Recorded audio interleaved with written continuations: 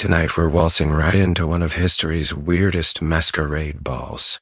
The life of a 1950s housewife, where the greatest threats to your existence aren't bears, bandits, or the Black Death, but mismatched salad forks and the possibility that you might have.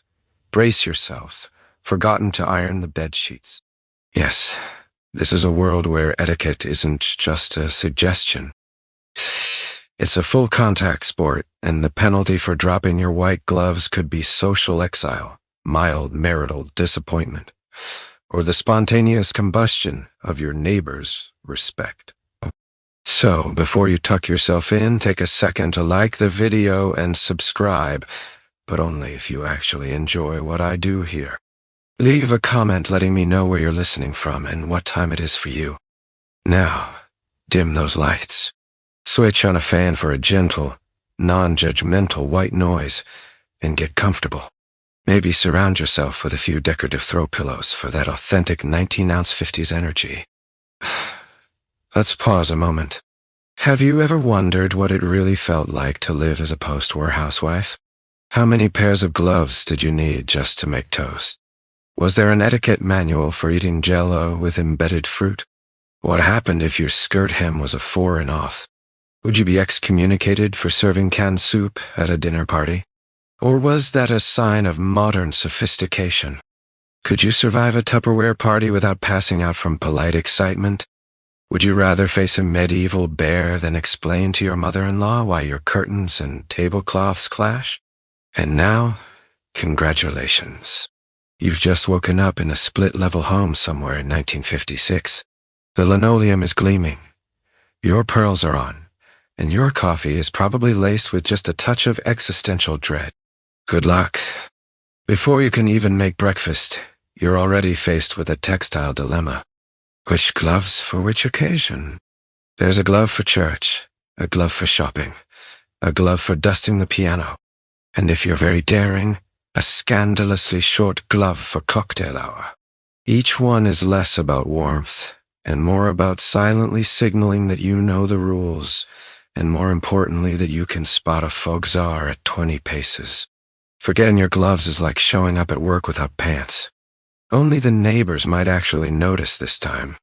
Let's set the scene. It's 7:30 a.m. The sun is shining politely through your kitchen curtains, and you're already staring down a row of gloves lined up on the hall table, all perfectly pressed and filled with the silent judgment of 1,000 grandmothers. Somewhere in the background, the radio is murmuring about Eisenhower and the merits of canned pineapple. But you have bigger problems. Today is Sunday, church day. That means the white kid gloves, wrist length with tiny pearl buttons, that mock you with their smug, impossible to fasten optimism. You slide your fingers in trying to look serene while internally waging war against a piece of elastic that would rather snap than submit. But maybe it's Tuesday instead, grocery shopping day. Suddenly, the white gloves are all wrong, and you're reaching for pale beige. Something practical, but not too practical. Too sturdy, and you look like you're going to rob the butcher. Too delicate, and you'll be the talk of the produce aisle. For extra points, you might coordinate your gloves with your handbag, your shoes, and your overall air. I have not cried in the pantry this week. Thank you very much. Now, let's talk about the dusting glove. Yes, it's a thing. In the 1950s, housework isn't just about making things clean. It's about doing it with flair, dignity, and the faint scent of lemon pledge. The proper glove for dusting is cotton, preferably past its prime, but still pristine enough that you wouldn't be mortified if the mailman peeked through the window. Pro tip: you never dust with bare hands. Bare-handed dusting is a gateway to chaos, a sign that you have given up on civilization and probably on yourself. Then there are the driving gloves. Not just for men speeding down the highway in a Studebaker, but for women running the endless errands that 1950s suburbia demands. Driving gloves are buttery soft, often perforated for breathability because nothing says elegance like ventilated knuckles. These are meant to protect your delicate hands from the steering wheel, which in the summer could double as a stovetop. Forgetting your driving gloves might mean arriving at the post office with palms as red as a lobster and a reputation as someone who just doesn't try hard enough. Next up, the party glove. Slightly shorter, possibly in pastel. These gloves are all about showing you're fun, but not too fun. If you wear these before 5:00 p.m., prepare for raised eyebrows from anyone over the age of 50. Wear them after 8:00 p.m., and you're sending a message, possibly that you've read a magazine from Paris, which is both thrilling and mildly suspicious. Don't forget the gardening gloves. These are technically gloves, but in the same way, a bath towel is technically formal wear. No one really expects you to wear them in public, but you absolutely must own a pair just in case someone asks about your roses, and you need to prove you've never touched actual dirt. Finally, the emergency glove. A nondescript pair kept in your handbag at all times, for when your primary gloves betray you by getting a smudge or horror of horrors going missing.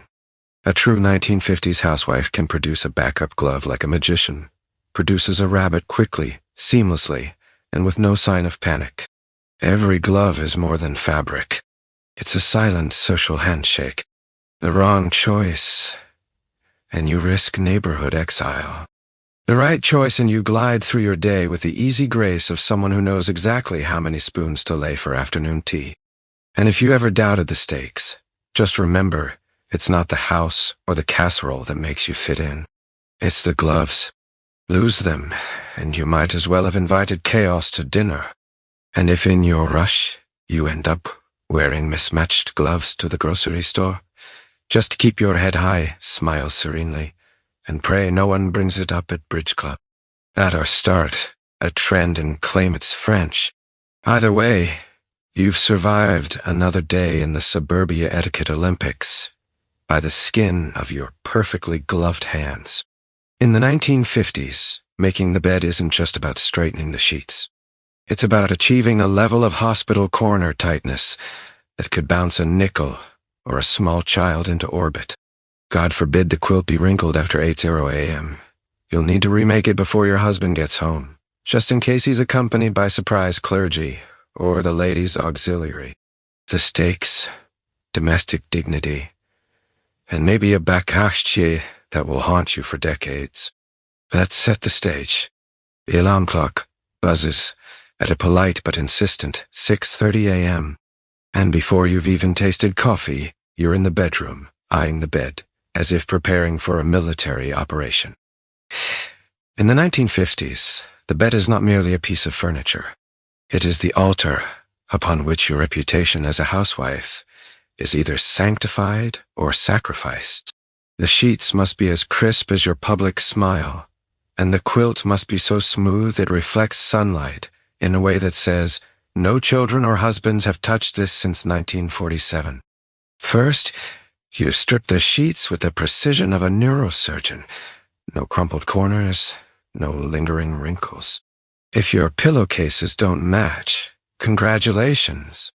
You've just invited neighborhood scandal and possibly opened a portal to a dimension where Martha Stewart is your parole officer. Next, you reach for the iron, a weapon of domestic warfare. In a time before wrinkle-free fabric, every pillowcase and top sheet must be ironed into submission. The steam rises in delicate clouds, mingling with the faint aroma of starch and barely suppressed frustration. Hospital corners come next. For the uninitiated, these are folds so sharp and symmetrical they would make an origami master weep.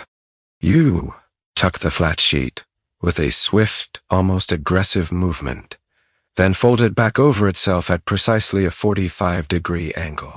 Tug, smooth, repeat. If you're feeling really bold, you'll even iron the top of the blanket directly on the bed, just for that extra edge. In this era, people iron their sheets not because they want to, but because they fear what will happen if they don't. Let's not forget the pillows. Never just one, and never just lying there like ordinary pillows. Each must be plumped, stacked, and arranged according to a secret code passed down from your grandmother, her grandmother, and a mysterious Victorian ancestor who apparently had nothing better to do. Shams go in the stuck-back decorative pillows in the front and one oddly shaped accent pillow that serves no function except to remind you who's really in charge here. The result? A bed that looks less like a place to sleep and more like a department store display you're not allowed to touch. It's now 7:05 a.m. You step back to admire your work, breathing in that rare moment of quiet pride. Don't get comfortable. At some point between breakfast and lunch, one or more children will crash through, dragging a sticky hand or a questionable toy, undoing 3 generations of bed-making wisdom in 5 seconds flat. A cat may launch a full-scale invasion, or your husband may rest his eyes in a way that somehow tangles all the sheets into an interpretive sculpture. By 300 p.m., you're back at it. Bed making round 2, because the 1950s housewife knows you're only as respected as your bed is smooth. If your husband comes home and the bed looks slept in, it's an A2 invitation for him to ask rough day, or worse for your mother-in-law to conduct a surprise linen inspection. And yes, that's a real thing. Compare this to modern life. Today, making the bed is often optional, a sign of optimism or a rare burst of productivity. In the 1950s, skipping the bed means social chaos. Imagine the anxiety of missing a work deadline. But the deadline is daily, and the boss is every neighbor with a window facing your driveway. So you smooth, tuck, fluff, and repeat every day, twice a day, in a ritual equal parts discipline, performance art, and subtle cry for help. And when you finally collapse into bed at night, careful not to disturb your own masterpiece. You might just dream of a world where beds make themselves, and pillow shams are only a myth. Until then, sleep tight, and may your corners always be hospital sharp. You thought breakfast was a casual affair? Think again. In the 1950s, the first meal of the day is choreographed like Swan Lake. Toast must be buttered with the correct knife. Bacon arranged in an inviting but not lascivious. Curl and coffee poured with the silent grace of a trained ninja. Serving orange juice in the wrong glass is enough to have the neighbors whispering that you weren't raised right. Let's set the table. Literally, the 1950s breakfast isn't thrown together in a desperate 5 minutes while you answer emails in your pajamas. It's an event, a ritual, a daily display of poise and precision. You rise before anyone else, pad to the kitchen in your dressing gown, never a ratty robe. What are you, a bohemian? And begin the morning's performance. The table is set the night before. Tablecloth smooth as a billiards table. Napkins, crisply folded. Plates perfectly aligned. The silverware is so polished you can almost see the stress in your own eyes. Now, the order of operations is crucial. You cannot under any circumstances set out the butter before the toast is crucial ready. This would invite social chaos, and possibly the wrath of your own mother's ghost. Toast is a serious business. White bread, gently browned, never burnt, must be immediately transferred to a waiting rack to prevent sogginess. Soggy toast is the mark of the careless. Your reputation, and possibly your place in the family, will depend on keeping it crisp. Next comes the buttering. Never ever with a dinner knife, and certainly not with a spoon. There's a dedicated butter knife, often monogrammed, possibly inherited, and definitely anxiety-inducing. Butter must be served in a cold ceramic dish, never left to languish in its wrapper on the counter like some commoner's margarine. If the butter is too hard, you wait. You never scrape at it. Scraping at the butter is how you end up alone with a bad haircut. Bacon, meanwhile, is not simply flung onto the plate. It is arranged. Curled, yes, but not too curled, or it sends a message you do not want to send at 7:30 in the pro-morning. If you think this is overkill, remember in the 1950s, you're not just making breakfast, you're making a statement. And the statement is, look, I've conquered both gravity and cholesterol. Eggs, if you're serving them, come with their own sub-rules. Scrambled eggs should be fluffy, but not runny. Yellow, but not suspiciously bright. No one trusted an egg that looked too enthusiastic. Fried eggs must have the yolk perfectly centered. Poached eggs don't. Not unless you're prepared to explain yourself to the local women's club. Let's not even start on cereal, if you must serve it. Perhaps the children have worn you down. It is poured into a bowl with steady hands and followed by cold milk from a glass pitcher. Cereal boxes never ever go on the table, unless you want to risk being mistaken for someone who lets their dog up on the furniture. Juice is served in a specific glass. Short and squat for orange juice, tall and elegant for tomato. Grapefruit is served in its own segmented dish with a dainty serrated spoon that only comes out for this one purpose. It's possible that more time is spent polishing the spoon each year than is spent eating grapefruit, but that's beside the point. Finally, coffee. This is the real ceremony. Coffee is poured for others first, not yourself. Etiquette, above caffeine always. Sugar and cream are offered, not assumed. The pot is rotated so the handle faces the guest, not yourself. A small but crucial act that separates the merely polite from the truly Gentile. All of this is conducted with a quiet urgency. The children must be dressed and sent to school. The husband must depart for the office believing himself to be the luckiest man alive. And you must face the day knowing you survived yet another breakfast without shattering the fragile piece of suburbia. So the next time you grab a breakfast bar on your way out the door, remember you are a rebel, a pioneer, a maverick in yoga pants. And as for the toast, it will never judge you. Unlike, say, the ladies' auxiliary, you haven't really lived until you've prepared to welcome your spouse home like a minor royal. The house is spotless, the children are sanitized, and you're expected to look fresh as a daisy, even if you've spent the day wrestling a Hoover. Smile at precisely 78% intensity. Straighten his tie.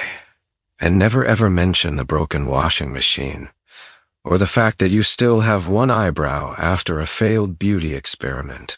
Let's set the scene. It's 5:15 p.m., and the clock is ticking. The living room is free of rogue toys and unsanctioned dust bunnies. Smell of pot roast drifts optimistically through the air, and the children, previously sticky and suspiciously wild, are arranged on the sofa in order of height, looking either angelic or deeply traumatized by the experience of having their hair forcibly parted. You meanwhile have changed out of your housework uniform or robe, and a thousand-y stare, and into a day dress with a perky collar. And if you're feeling daring, a little fresh lipstick applied with trembling hope in the last 3 minutes before the garage door rattles. In the world of the 1950s, the moment your husband steps through the door is less of a reunion and more of a performance. The etiquette manuals of the day actually outline suggestions for your greeting. Brush your hair, tidy your makeup, greet him with a soft voice and a gentle smile. If you're feeling especially ambitious, you might even slip your feet into a pair of house heels. Yes, shoes meant exclusively for standing in the living room, while pretending you haven't been on your feet all day. It's not just a welcome, it's an audition for the role of most appreciative spouse. And the judges are everyone you know, living and dead. His arrival is announced by the unmistakable squeak of the screen door, the keys jingling like an ominous bell. You gather the children, shushing any last-minute confessions about broken lamps or hidden frogs, and position yourself in the foyer, smile locked and loaded. The door opens, and you deliver your lines, "Welcome home, dear," with the precise tone of someone who absolutely did not just scream at a recalcitrant vacuum or fish a toy car out of the toilet. He steps in and you take his coat, making small talk about his day at work, never about yours, unless you're prepared to explain the intricacies of coupon clipping and pie crust shrinkage to a man who thinks the laundry folds itself. You resist the urge to mention that the washing machine has started making a sound like a dying walrus, or that the cat has eaten part of the curtains again. The performance is seamless. His slippers are waiting. His newspaper is neatly folded, and you're standing there as the embodiment of calm domestic competence. You're no better. Disgust. Your own day, which has included scrubbing mysterious substances off the kitchen linoleum, negotiating a ceasefire between wearing children, and discovering that the dog has acquired a taste for freshly washed socks. But etiquette demands self-restraint, so you save the existential dread for after dinner, ideally shared with a trusted friend and a stiff drink in the privacy of the backyard. The children chime in with, "Welcome home, Daddy," in unison. If you've managed to bribe them with the promise of dessert, any deviation from the script, a whine, a frown, a question about missing allowance money is swiftly redirected with the ease of a seasoned diplomat. The goal is simple. Present a harmonious, loving household, one free of discord, dirty dishes, and honest emotional feedback. Compare this scene to modern times, and it's hard not to laugh. Today, the average homecoming is a blur of backpacks, a dog barking, someone shouting, "What's for dinner?" and at least one person video calling from the kitchen. But in the 1950s, the greeting is a sacred ritual, a dance where every step, every smile, every word has been practiced until it's second nature. When it's over and he's settled with his slippers and paper, you can finally exhale. You've survived another performance. And if your mascara has started to flake or your fresh as a daisy energy is fading fast, just remember, nobody can keep up the act forever. But in the 1950s, you had to try, at least until after dessert, hosting coffee for the neighborhood ladies. Prepare for a minefield of etiquette. Your cups must match. Your cookies must be homemade or store-bought and cunningly disguised. And you must never mention anything that isn't simultaneously bland and slightly judgmental. Remember, decaf is for the weak, and instant coffee is for those who have given up on happiness. It all begins at 9:45 a.m., long before anyone actually rings the bell. You're already sweating, hands trembling as you stack the good china, matching floral cups with sauces so fragile they seem to break if you so much as look at them wrong. Any chip, crack, or suspicious fading is quickly hidden in the back of the cupboard, next to the holiday mugs you're pretending you don't own. Each teaspoon is polished to a blinding shine. The sugar bowl is filled, the creamer is chilled, and the coffee brewed to the exact strength your grandmother would have approved, capable of dissolving both fatigue and minor household regrets. The snacks, of course, require their own covert operation if you dare to serve store-bought cookies. You must transfer them to a proper tin and mash them gently so they look just a little irregular, all made by plausible deniability. There's always one woman in the group who will nibble a biscuit and with a sweet smile ask, "Is this your own recipe?" You must answer with a vague but enthusiastic, "Oh, it's just a little something I whipped up." If caught with a branded box, you risk social banishment, or worse, being volunteered to organize next month's bridge night by 10 sharp. The doorbell rings, never early, never late. Ladies enter in formation, each one cloaked in pastel optimism and the faint aroma of floral perfume. Handbags are clutched with military discipline.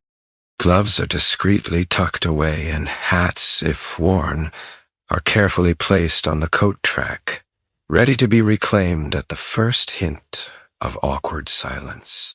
Greetings are exchanged, each one an Olympic-level event in understatement. My, what a lovely home. You're too kind. It's just a little something we do. Is that a new rug?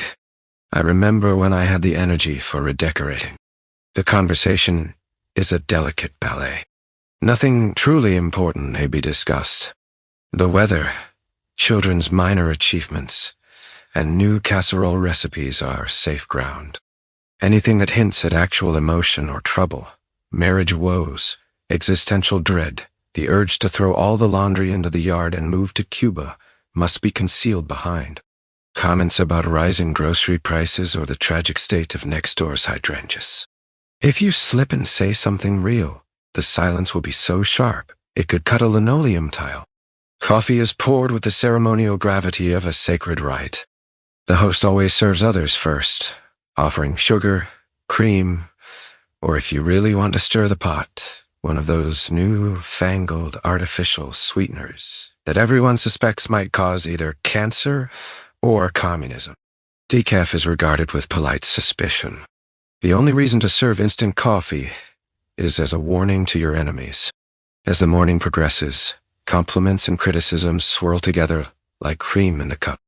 Someone will inevitably remark on how lovely your curtains look despite the sunlight fading, or comment on how well your youngest is doing for his age. There are subtle jabs at anyone who switched brands of flour and competitive sighing over the price of beef. Everyone agrees that being a housewife is exhausting, but not in any way that suggests anyone would actually stop. By 11:30, it's time for the grand exit. Gloves reappear, handbags are reclaimed, and promises to do this again very soon are issued with the solemnity of an international treaty. As the last car disappears down the street, you breathe a sigh of relief, survey the crumbs, and contemplate moving somewhere they don't have coffee mornings at all. You survive the unwritten laws for one more week. Just don't get caught with store-bought cookies in your trash, or you'll be the next cautionary tale. Tupperware isn't just for leftovers. It's a test of your loyalty to both modern convenience and the woman selling it to you. Don't buy enough and you're a traitor to progress. Buy too much, and your husband will wonder if you're planning to store a family of raccoons. The only thing more complicated than the airtight seal is figuring out how to leave the party without committing a felony of rudeness. Let's set the stage.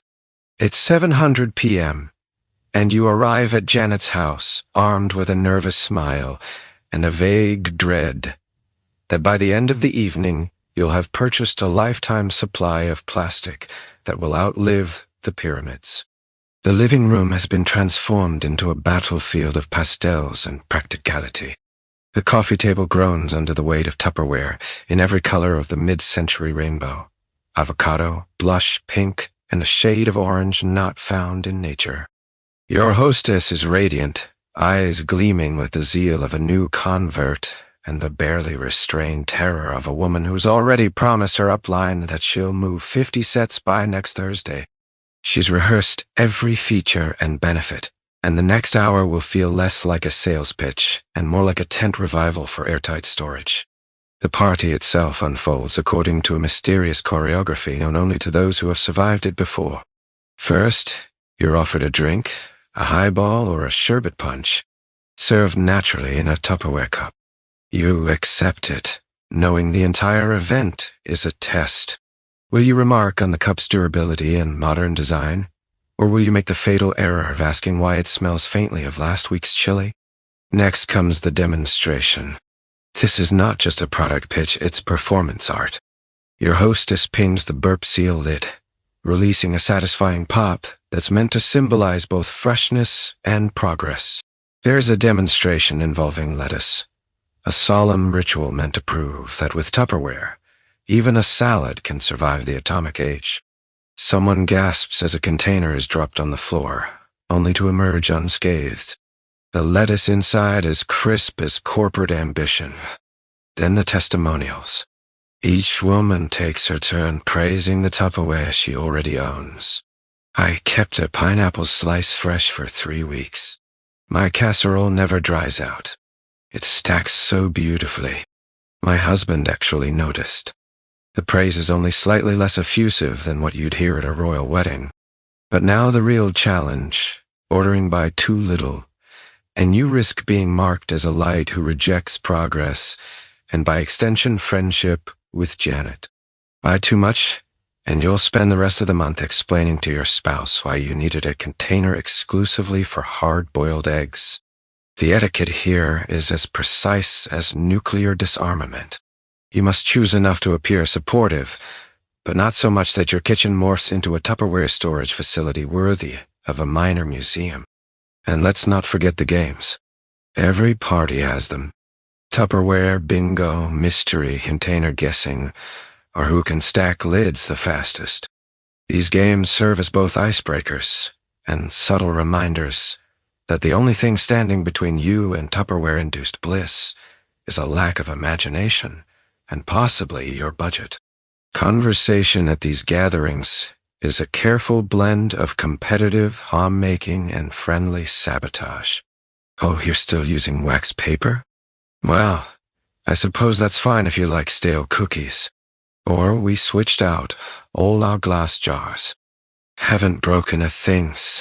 You nod and smile, praying no one asks about the chaos in your own pantry, where a single wayward lid has been lost since Eisenhower took office. As the evening winds down, you're offered leftovers meticulously packed in. You guessed it, Tupperware. You accept knowing that to refuse would be the ultimate insult. And then the final hurdle. Leaving. You can't just grab your purse and bolt. You must linger, compliment the host, and sign the order form with a flourish that says, "I am both modern and thrifty. Please, let me go home." So you survive plastic wear and tow, already planning your own party to offload the 6-piece citrus that you accidentally bought in a moment of panic. In the world of 1950s suburbia, Tupperware parties aren't just social events. They're a rite of passage, a secret handshake, and the unbreakable seal on neighborhood belonging. There's no metric for stress like the anxiety of realizing your skirt hem is a full half-inch longer than the accepted norm.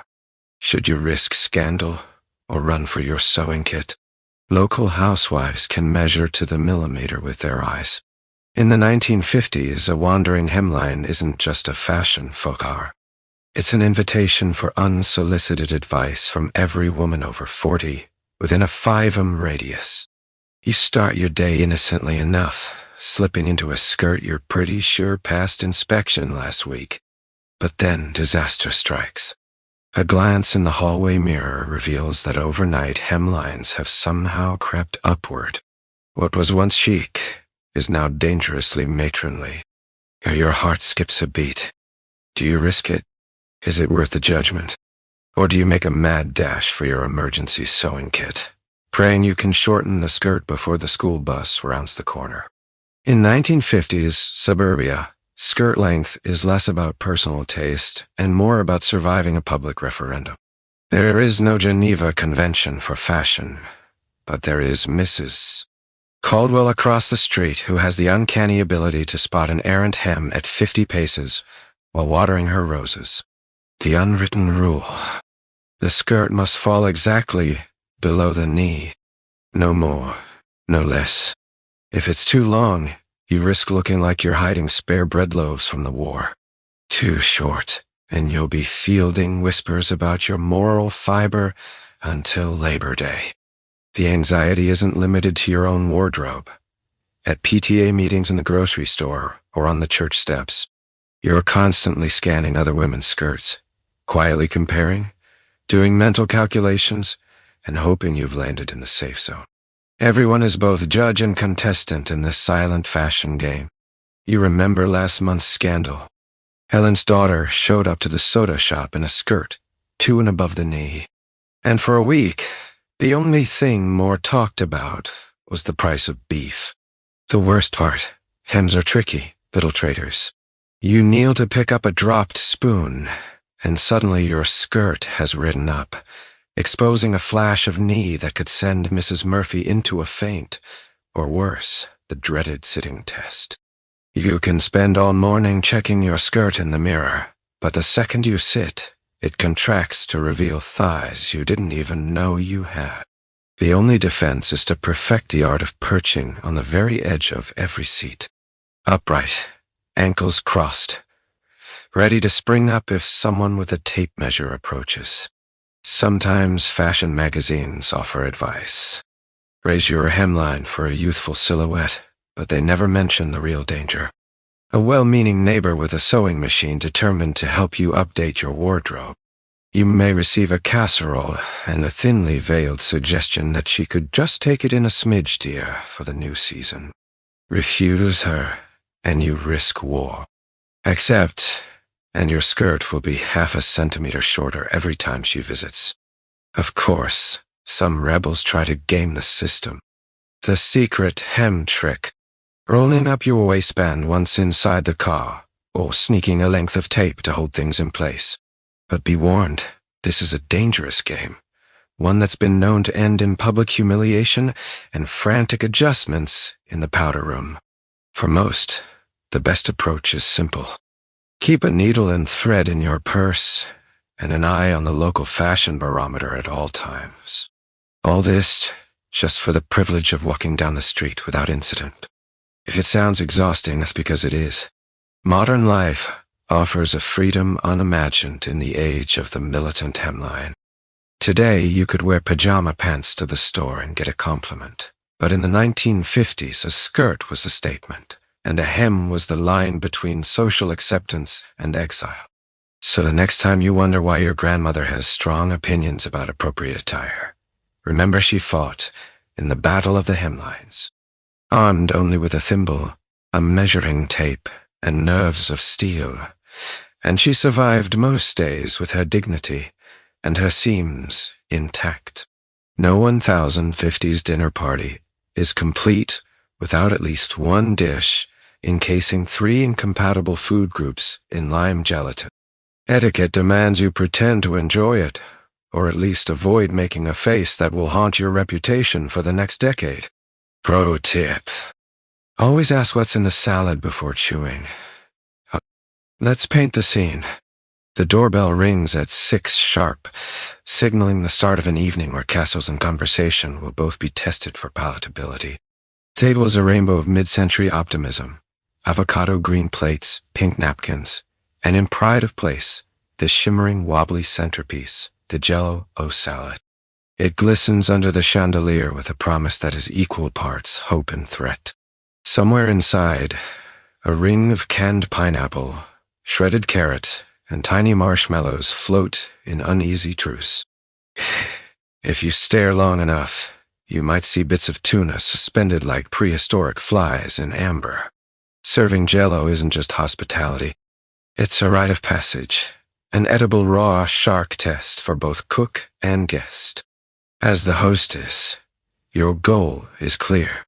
Present a dish so visually stunning, or at least so structurally sound, that nobody will question its ingredients until it's far too late. There are rules. Citrus slices must be evenly spaced, suspended at perfect intervals.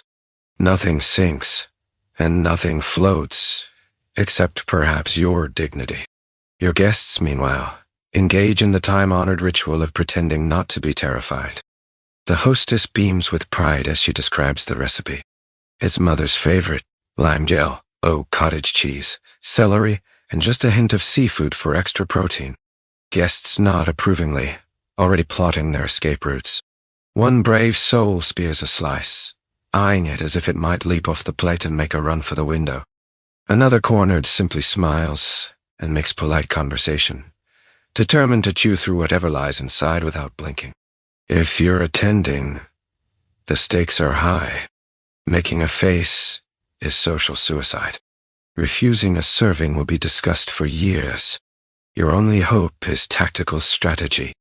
Take the smallest possible slice, push it to the edge of your plate, and talk animatedly about local school policies until everyone else has finished theirs.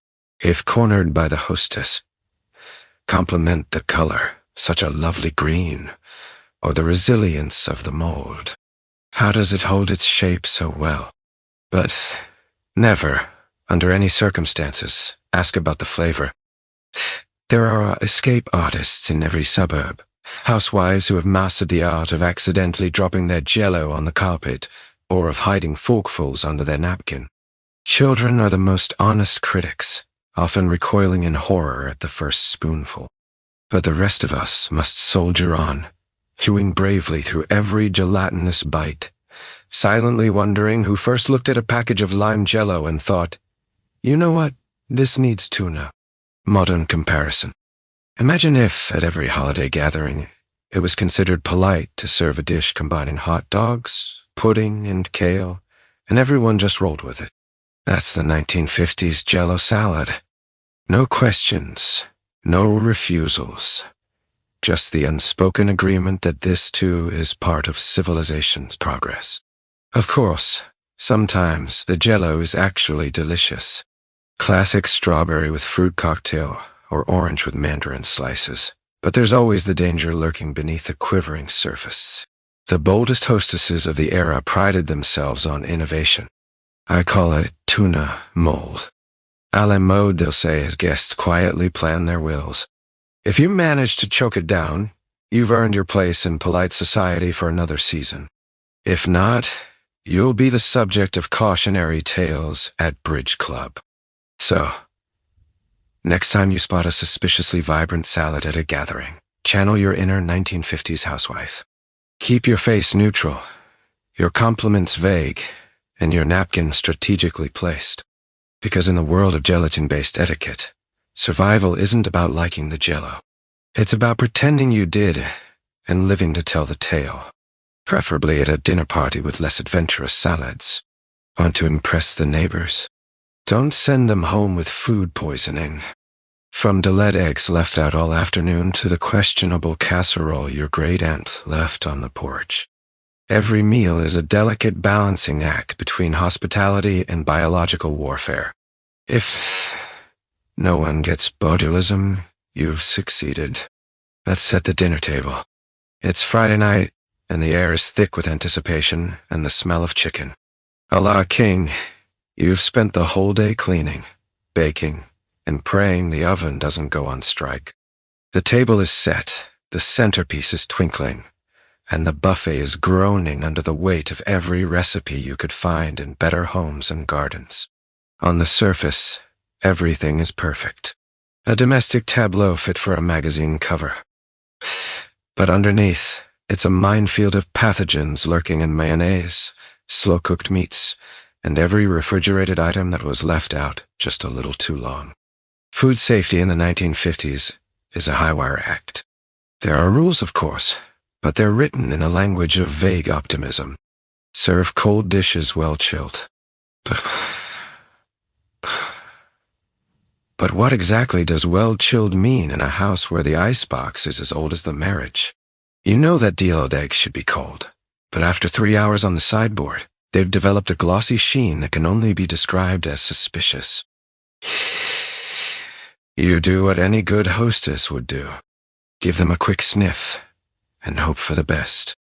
If you're really worried, you strategically place them closest to the guest you like the least. Now, let's talk castles.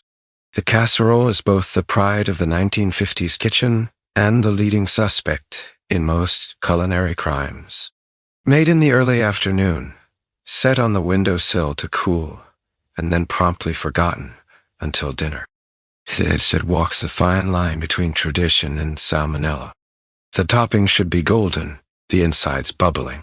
But if it jiggles, it's not the jello. It's time to panic. Don't even start on potato salad.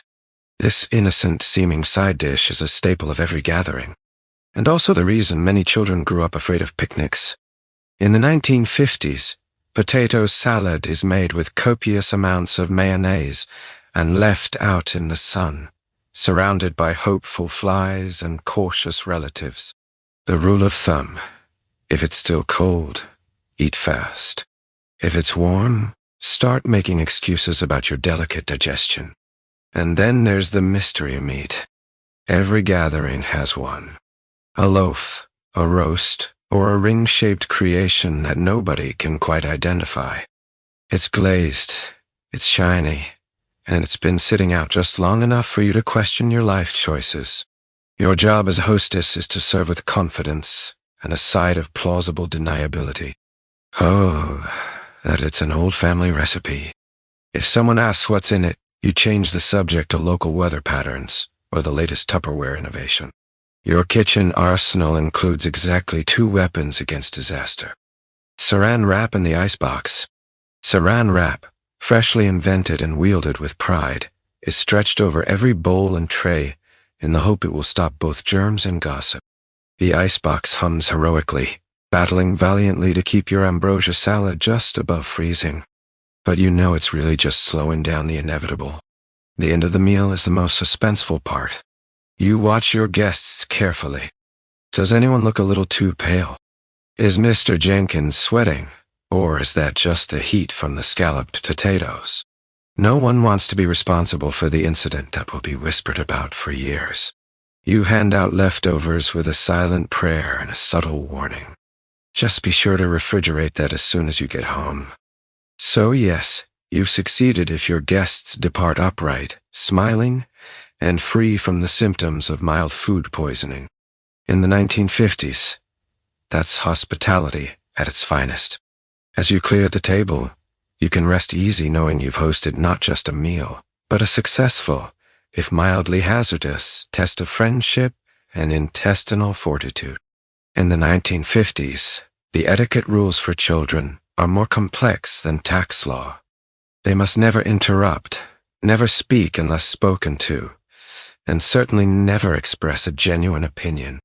Training them is your responsibility, and any lapse is evidence that you are in fact a communist. Let's imagine the scene. It's Sunday afternoon. The house is echoing with the sound of polite conversation, and you're desperately hoping your children remember their roles in this domestic theater. Each child is scrubbed to a suspicious shine, hair combed flat, collars straightened within an inch of their lives. They sit hands folded with an expression best described as mildly terrified with a hint of constipation. In the 1950s, a child's primary function is to be seen, not heard. Unless, of course, a guest asks a direct question. In that case, the answer must be delivered clearly, cheerfully, and with the kind of humility that suggests you have no ambitions beyond cleaning your room and attending Sunday school.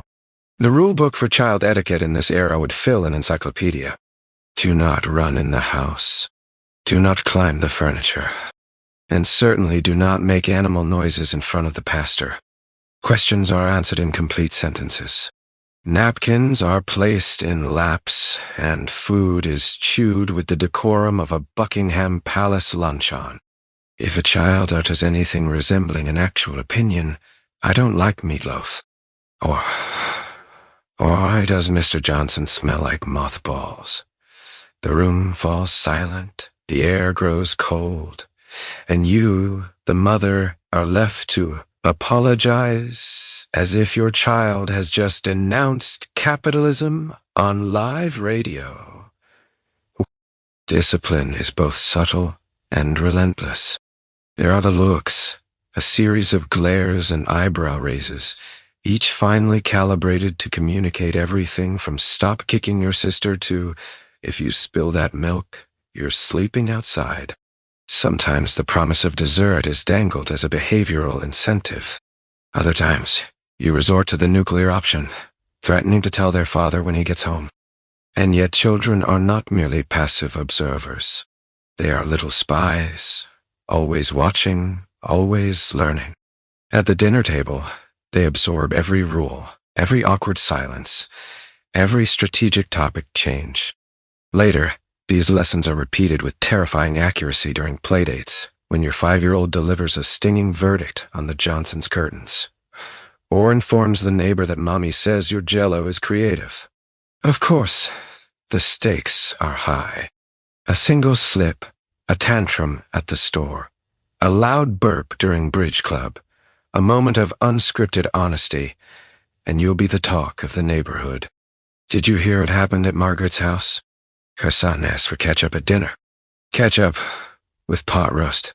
You'll be reminded through a series of gentle but persistent stories about the old days when children knew their place and mothers used soap for more than just hands. Modern comparison. Imagine trying to raise a group of tiny, unpredictable diplomats who must maintain flawless manners at all times despite the fact that their natural state is chaos. And yet, any parenting misstep is seen not just as a lapse in discipline, but as a moral failing, an early sign that your household is on the road to ruin, jazz music, and unregulated snack times. Yet, beneath all the stress, something endures. The children do eventually learn the rules. They develop a talent for small talk and a sixth sense for reading a room. They become experts at folding napkins, balancing teacups, and offering vague compliments about rhubarb pie. Sure, they may stage a small rebellion by eating paste in art class, or hiding under the bed during Aunt Edna's visits. But for the most part, they grow up to be just as anxious and socially attuned as their parents hoped. So next time you see an old photograph of smiling, perfectly behaved children lined up like ducklings, remember the unspoken truth. They are watching, they are judging, and somewhere they're quietly plotting their next great etiquette escape. In the 1950s, manners are everything, and the smallest critic in the room is always your own child. Answering the phone isn't just communication, it's performance art. Your greeting must be crisp, your tone cheerful, and under no circumstances may you admit you're in the bath, or heaven forbid, sitting down. And if it's a wrong number, you must apologize as if you've personally caused the fall of civilization. Let's step into the hallway where the family phone sits on a tiny table, often next to a pad of paper reserved exclusively for important messages and complicated doodles. The phone itself is a rotary masterpiece, heavy, reassuringly solid, and a color that can best be described as harvest wheat or government-issue beige. The shrill ring slices through the house like a starter pistol. There are no ringtones, no vibrate mode, no way to silence the fact that someone somewhere urgently wishes to speak to you. You don't dawdle. Running for the phone is expected. If you let it ring more than 3 times, the entire household is on edge. What if it's an emergency? What if it's Mrs. Flounders with the latest church gossip? What if it's the milkman phoning to say he's stuck in your driveway again? Each ring raises the stakes. By the time you pick up, your heart is pounding, and you've already forgotten your own name. But you cannot let that show. Lifting the receiver, you take a deep, calming breath and deliver your greeting. Never just hello, but good morning, Tisson residents. Ray speaking with the kind of crispness that suggests you have been waiting by the phone for hours engaged in nothing more taxing than alphabetizing your recipe cards. If you are breathless, you must disguise it. If you are mid-vacuum or elbow-deep in bread dough, you can never admit it. The illusion must be preserved. You are always poised, always ready, and above all, never caught off guard. Under no circumstances should the caller suspect you are lying on the sofa, eating crackers and reading a magazine. The reputation of the entire household hangs in the balance. Now, the worst-case scenario, a wrong number. In the 1950s, this is a grave event. Caller stammers. Oh, I'm sorry. I must have dialed wrong. And suddenly, you're both engaged in a duet of excessive politeness. Oh, no trouble at all, you say, as if forgiving them for an international incident. I hope you find who you're looking for. If you're really committed, you offer helpful suggestions. Are you sure you dialed Maine 47,092? All of this is performed in your sunniest, most accommodating voice. You hang up and exhale, hoping you haven't accidentally insulted anyone, because a reputation for rudeness on the telephone is social death. It will be whispered at bridge club that she snaps at callers or doesn't sound cheerful, and suddenly your invitations to coffee mornings dwindle. Of course, the telephone is not a private affair. Every conversation is public, at least within the confines of the house. Children are shushed, radios are turned down, and the dog is banished to the backyard. Your end of the conversation is performed for an audience, your spouse, your children, maybe the neighbor peering through the window, because she knows exactly when you get phone calls and from whom. If the call is for someone else, transferring it is a delicate relay race. One moment, please, you say, rushing off to find the intended party. If you take too long, you must apologize twice. Once to the caller, and again to the place, recipient for making them wait. Heaven help you if you lose the connection, or worse, accidentally hang up. It's a family scandal suitable for retelling at Thanksgiving. Compare this to today, when answering the phone is a surprise, often met with suspicion or even dread.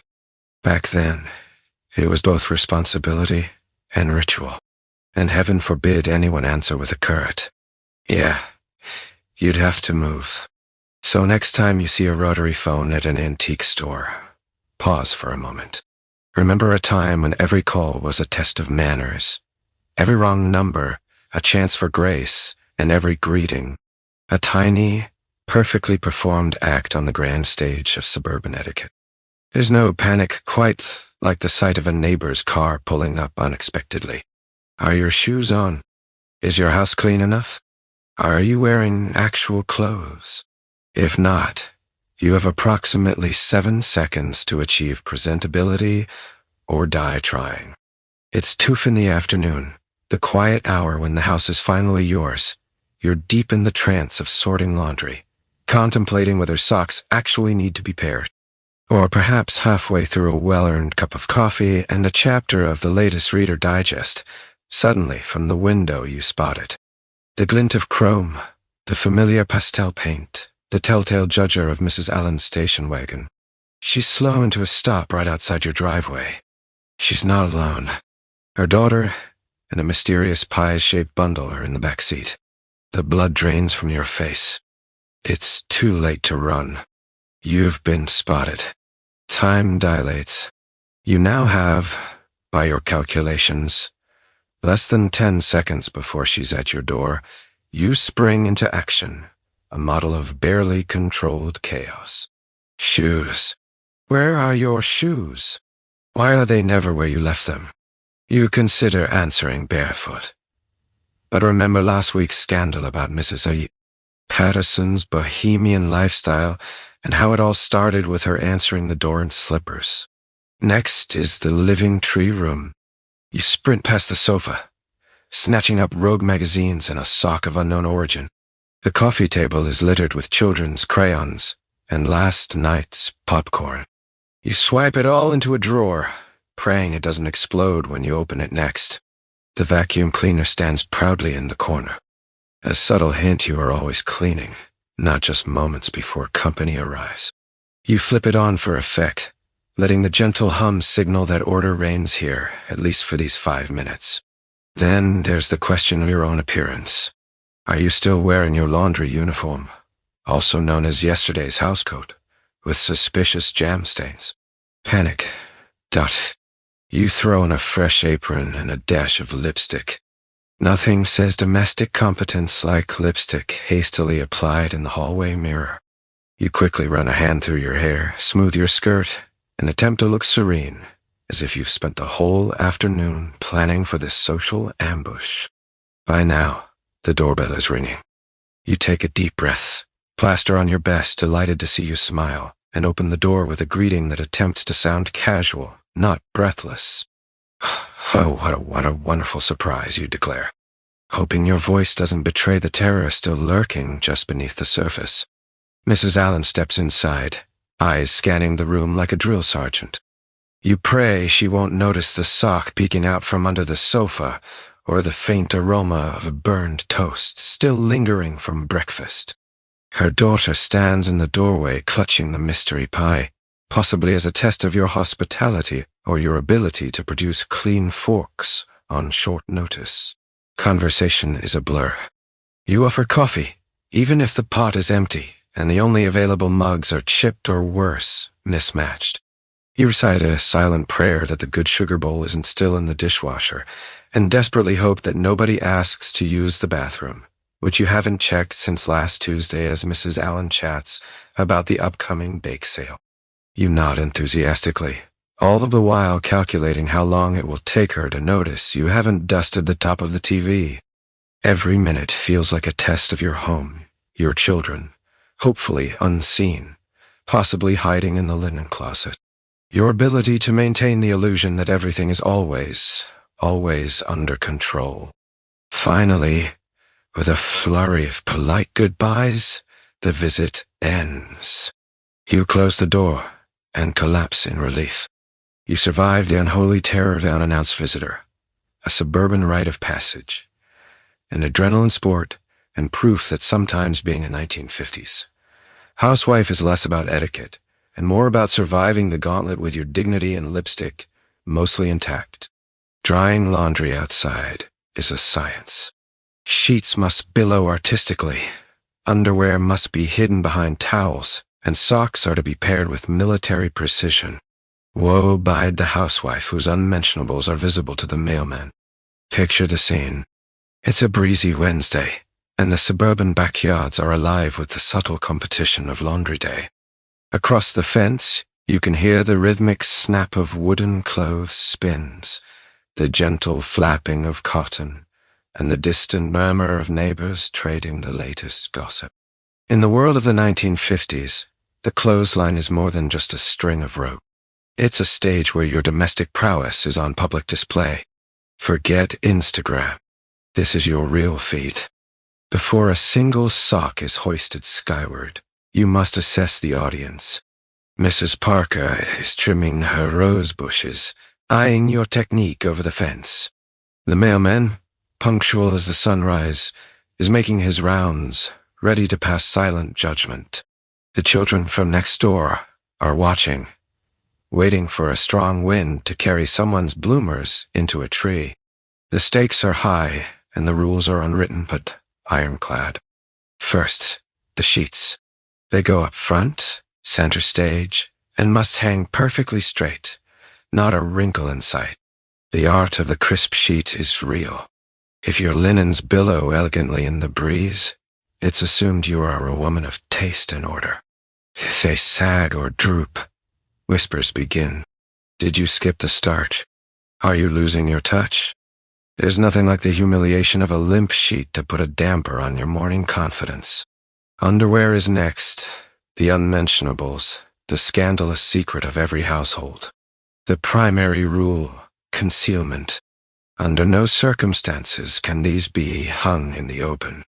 Brassy must be shielded behind pillowcases, or at the very least camouflaged by a double row of towels.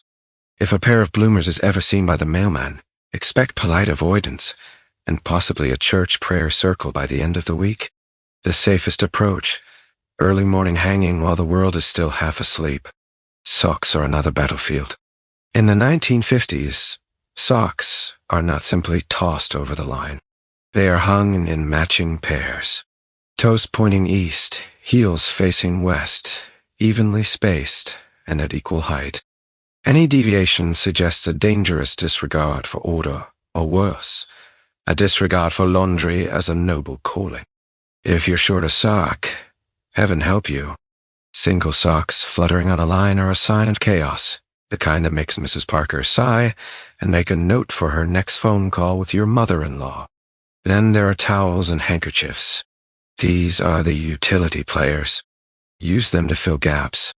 Shield underwear and create the illusion of abundance. Your line should have just enough variety to suggest a healthy, active family, but not so much that it looks like you've been laundering for the whole block. Let's not forget the weather. Drying laundry is a race against time and rain clouds. You've learned to interpret the sky with the desperation of a meteorologist during hurricane season.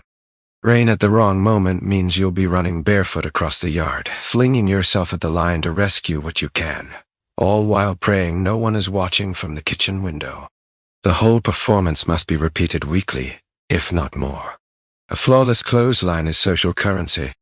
It's how you let the neighborhood know you are on top of things, even when everything else, children, castles, the family budget, is dangerously close to unraveling. So next time you see a line of crisp sheets waving in the sun, remember the invisible code behind it. The 1950s clothesline is both art and anxiety, a symphony of cotton order and quiet judgment. One misstep, and you're the talk of the block. One perfect line, and you're the queen of suburban order, at least until the wind changes. Keeping up appearances is less about personal joy, and more about waging an endless passive-aggressive war with your neighbors. The lawn must be trimmed, the roses dead-headed, and heaven help you if your dandelions cross the property line. In 1950s suburbia, the grass is not just greener on the other side. It's a personal affront to your very existence. The first rule of the block: you are always being watched.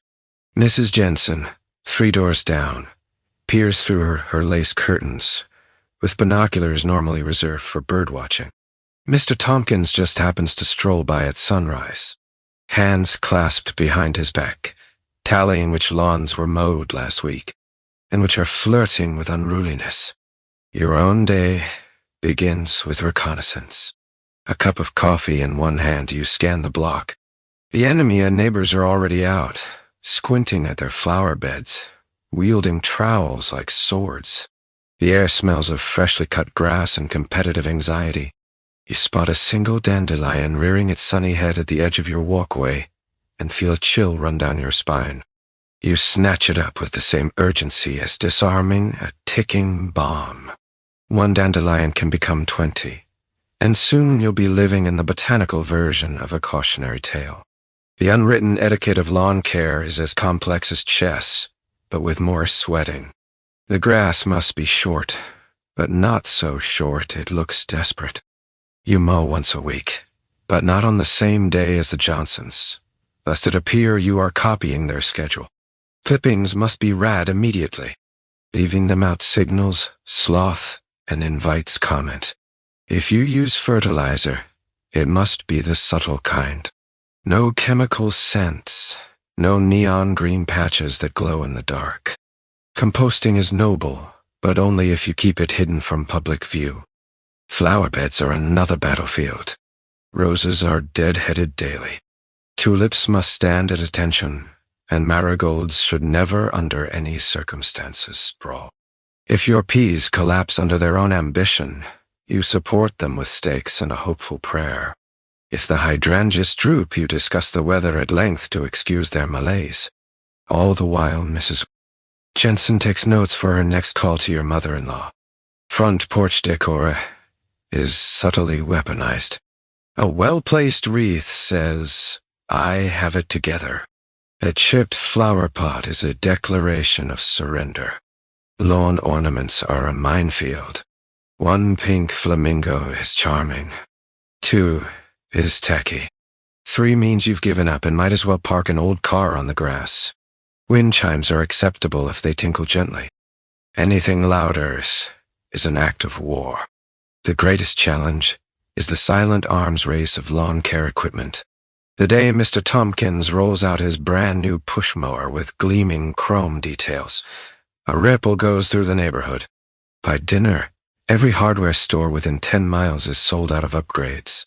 You convince your spouse that the old mower just isn't safe anymore. And before you know it, you're in possession of a model so advanced it might actually be able to mow, edge, and deliver a subtle put-down about the Wilson's crabgrass. And then there's watering. The proper schedule is a guarded secret. Too much in your lawn is lush, but suspicious. Too little and your grass crunches ominously underfoot. Trick is to water just enough that the green envy radiates across property lines, but not so much that your water bill makes headlines at the next bridge night. In the end, nobody wins this war. You collapse indoors, fingers stained with grass, wondering if it's worth the effort. But tomorrow you'll wake up, peer through the curtains, and notice Mrs. Jensen's begonia looking suspiciously perky. And so it begins again. The never-ending contest to see whose yard, and by extension, whose life is most perfectly manicured. Because in 1950s suburbia, the real growth isn't in the gardens. It's in the quiet, relentless competition that keeps you trimming, weeding, and pretending to care. All for a piece that depends on never letting your dandelions show. Grocery shopping is less about getting food and more about navigating an obstacle course of acquaintances, rivals, and the store manager who definitely judges your margarine choices. Etiquette demands that you smile, nod, and never ever buy more than 2 cans of Spam at once. It's Tuesday morning and you're armed with a starched shopping list, a sensible handbag, and a burning desire not to bump into Mrs. Johnson before you've done your hair. You step into the fluorescent glow of the local market and immediately sense the tension in the air. Every woman is here for the same reason you are, to be seen, and to pretend she's not worried about being seen. The first challenge is the produce section. Bananas are inspected for optimal ripeness. Apples are tested for firmness, and the citrus must be rotated and sniffed as if you're auditioning for a part in a citrus-themed detective show. Etiquette says you never squeeze more than 3 avocados, or take the last of anything. Reach for the final bunch of parsley, and you risk an icy glare from Mrs. Jenkins, who, as everyone knows, claims she makes the best chicken salad in town. Next, you enter the maze of the canned goods aisle, where alliances are made and broken. Here, you must perform a delicate balancing act between thrift and dignity. It's perfectly acceptable to buy generic peas, but heaven help you if you're spotted with off-brand tomato soup. Canned tuna is safe, but anything resembling creamed chipped beef is to be purchased only in disguise, preferably hidden beneath a stack of respectable canned fruit. As you maneuver your cart, the odds of a chance encounter skyrocket. There's always someone to chat with.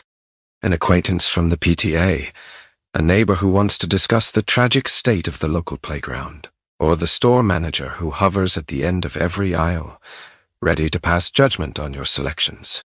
You nod politely, all while mentally rehearsing your cover story for why you're buying so many crackers. Hosting bridge night again, or that extra jar of maraschino cherries? Special occasion, I swear. Frozen foods offer both relief and new risks. Lean in for the peas, and you may find yourself trapped in a 10-minute conversation about the best method for reheating leftovers. The real test comes at the meat counter, where the butcher acts as both supplier and social gatekeeper. You must choose your cut with care. Not so expensive you seem extravagant. Not so humble you appear frugal. If you're unlucky, you'll run into Mrs. Parker, who will examine your choices and ask pointedly, "Roast again, dear," as if suggesting you're running a small boarding house for carnivores. The dairy aisle is a gauntlet of etiquette in its purest form. Whole milk says traditional values. Skim milk says keeping up with the times. Margarine is a gamble. Butter, a bold flex. Never be seen with both, or people will wonder what kind of household you're running. Don't even mention if you buy powdered milk. You'll be suspected of either culinary genius or unspeakable thrift. The final trial. The checkout line. You stack your items with the labels facing out, hoping to project the image of a woman who has it all together. You smile at the cashier, chat about the weather, and above all, ignore the burning sensation of Mrs. Jensen's eyes cataloging every can, box, and bag in your cart. As you leave, bags in hand, you replay every encounter in your mind. Did you smile enough? Did you buy too many convenience foods? Did Mrs. Jenkins see the boxed cake mix? You breathe a sigh of relief as you return to your car. Victorious for now. Because in 1950s suburbia, grocery shopping isn't just about sustenance. It's an Olympic event. A ritual of etiquette and quiet rivalry, where every aisle is another chance to prove you belong. Ironing isn't a chore, it's a lifestyle. Every garment, napkin, and pillowcase must be pressed to an unattainable crispness, and you must enjoy it, or at least look like you do, because admitting defeat is how the wrinkles win. Start with the weapons of the trade. In the 1950s, the iron isn't some lightweight steam-powered gadget with adjustable settings and a Teflon-coated sole. No, it's a heavy chrome-plated behemoth that doubles as both a muscle-building device and a blunt object for self-defense against anyone suggesting that wrinkler-resistant fabrics will ever catch on. The ironing board cacks ominously as you unfold it, the cover dotted with faded scorch marks, each a scar from past battles. The routine is ritualistic. Shirts are stacked by color and social importance. Husband's work shirts first must impress the boss. School uniforms next. Must avoid a call from Mrs. Parker, followed by your own blouses, which ironically you'll spend all day ironing only to put on an apron the minute anyone comes to the door. Then come the napkins, handkerchiefs, and on ambitious days, the top sheet. Because, God forbid, a guest glimpses a single crease through the coverlet.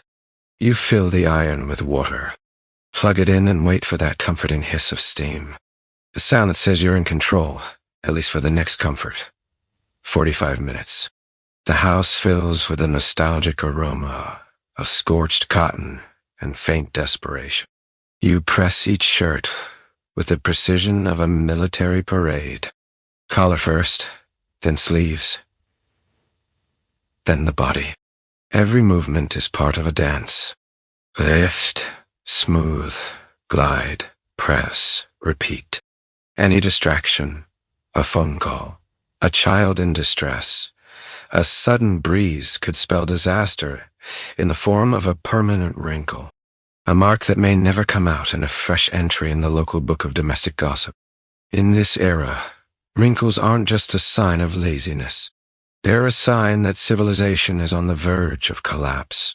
There's always the threat of a surprise inspection, your mother-in-law dropping by, a neighbor popping in, or worst of all, the visiting pastor needing a clean napkin. Any evidence of a skipped ironing session is an open invitation for subtle advice. Here, have you tried a bit more starch, or perhaps a hotter iron? These comments sting, but worse is the implication that you are losing your grip on the holy order of suburbia. Let's talk about the napkins. Cloth napkins are mandatory for anyone aspiring to middle-class respectability, and they must be ironed within an inch of their lives.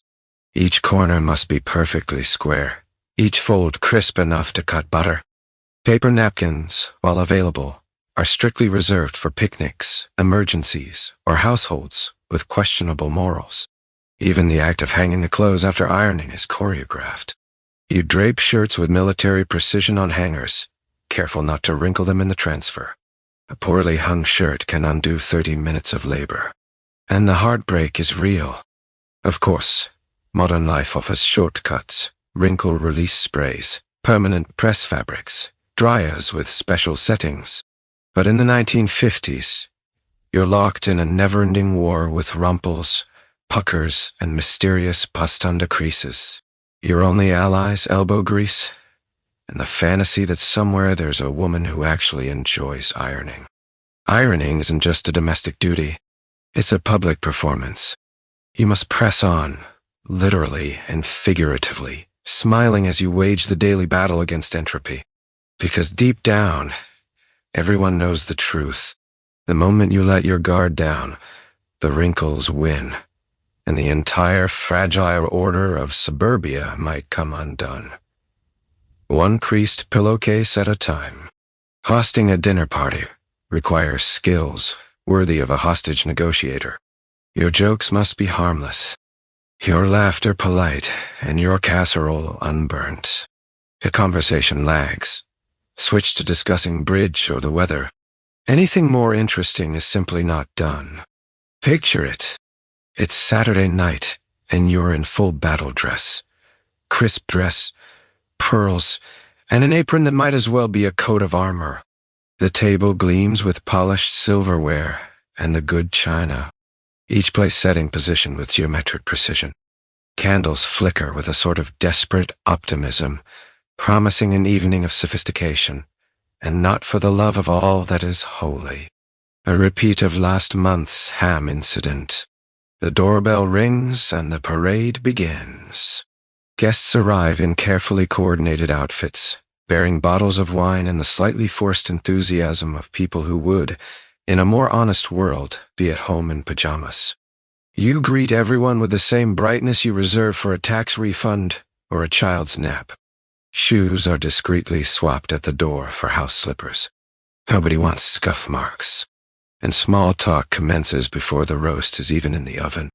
The choreography of the evening is strict. Cocktails in the living room don't spill on the rug or d'oeuvres on tiny plates. Polite laughter at Mr. Bennett's joke about car troubles. Every guest has a role to play.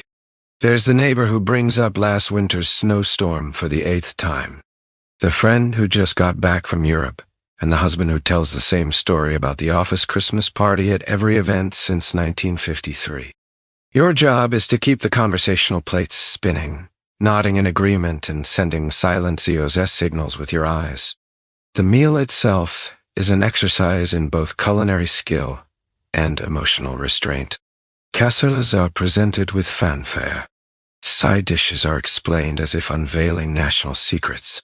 If something goes wrong, a burnt crust, a collapsed soul, you must smile serenely and say, well, it's all about the company, isn't it? As if you've never heard of embarrassment. Fake laughter bubbles up at every opportunity, greased by the second glass of Chablis and the knowledge that this too shall pass. At the heart of the dinner party is the art of polite, meaningless conversation. Safe topics are rotated with the regularity of the seasons. Weather, school news, bridge scores, the rising cost of produce, politics, religion, and anything resembling an actual emotion are left at the door with the muddy galoshes. If someone dares stray into interesting territory, perhaps a neighbor's recent divorce or the suspicious new car in the driveway, you must gently guide the discussion back to safer ground. Yes, but have you tried the green beans? I used a dash of nutmeg. There is, of course, the ever-present threat of silence. A lull in conversation can last mere seconds, but feels like an eternity. You have emergency anecdotes on standby. A funny thing the milkman said, or that time little Bobby put his shoes in the freezer. If all else fails, compliment someone's new curtains. If their curtains aren't new, compliment their old ones. The point is to keep the conversational engine running, no matter how thin the fuel throughout the evening. Laughter is distributed in careful doses. Not too loud, unseemly, not too quiet, suspicious. Genuine humor is rare, but that doesn't matter. What matters is the appearance of cheer. A chorus of gentle chuckles punctuating each anecdote, as if everyone has agreed that the world a perfectly pleasant and absolutely nothing of interest ever happens in your zip code. At the end of the night, as the guests don their coats and thank you for a wonderful evening, you smile, exhausted, knowing you've survived yet another dinner party. You've navigated the minefield of polite society, kept the casseroles upright, and laughed just the right amount. Proof that sometimes mail in the 1950s isn't just communication. It's a minefield. Invitations must be answered promptly. Thank you notes handwritten. And under no circumstances can you RSVP maybe. If you forget, your absence will be noted in the neighborhood ledger for generations. Let's set the scene. The mailman arrives each afternoon in his crisply ironed uniform, whistling as he places envelopes in your mailbox. There's a daily thrill in opening the box. Maybe a card from Aunt Marjorie, perhaps a catalog, but More likely a cream-colored envelope containing an invitation so formal it makes your palms sweat. The moment you spot those elegant looping letters, Mrs. and Mrs. Bennett requests the pleasure of your company. You know you've entered a high-stakes world where response time is everything. The rules are clear, but merciless. If you receive an invitation, you must reply within 3 days, preferably sooner. Prompt isn't just a suggestion. It's the only way to maintain your reputation as a functioning member of society. Anything less, and you'll be labeled as unreliable, unpredictable, or worst of all, thoughtless. You draft your reply with trembling care, making sure your penmanship is legible, and your tone is exactly the right blend of gratitude and enthusiasm. We would be absolutely delighted to attend. Translation, of course. We will be there. Please don't talk about me if I'm late. Thank you. Notes follow a different, but equally rigid code. Gifts, no matter how small or perplexing. Another set of crocheted potholders, how thoughtful, must be acknowledged in writing within a week. The notes are handwritten, no typewriters, and certainly no phone calls. Each word is weighed with the seriousness of a Supreme Court decision. Too short, and you risk seeming ungrateful. Too effusive, and it's obvious you're overcompensating for not knowing what to do with a lemon-shaped soap dish. RSFPs, of course, are the real test. There is no maybe. There is only accept with pleasure or regretfully decline, and even the latter requires a delicate balancing act. Declining an invitation must be wrapped in layers of apology and plausible excuses. Regretfully, we are unable to attend due to a prior engagement. Even if that engagement is you at home not putting on real pants, failure to respond is a cardinal sin. Your absence will be marked, your motives discussed at the next PTA meeting, and your name quietly moved down the informal guest list hierarchy. Woe betide the housewife who forgets an RSVP, or worse, attends without having replied.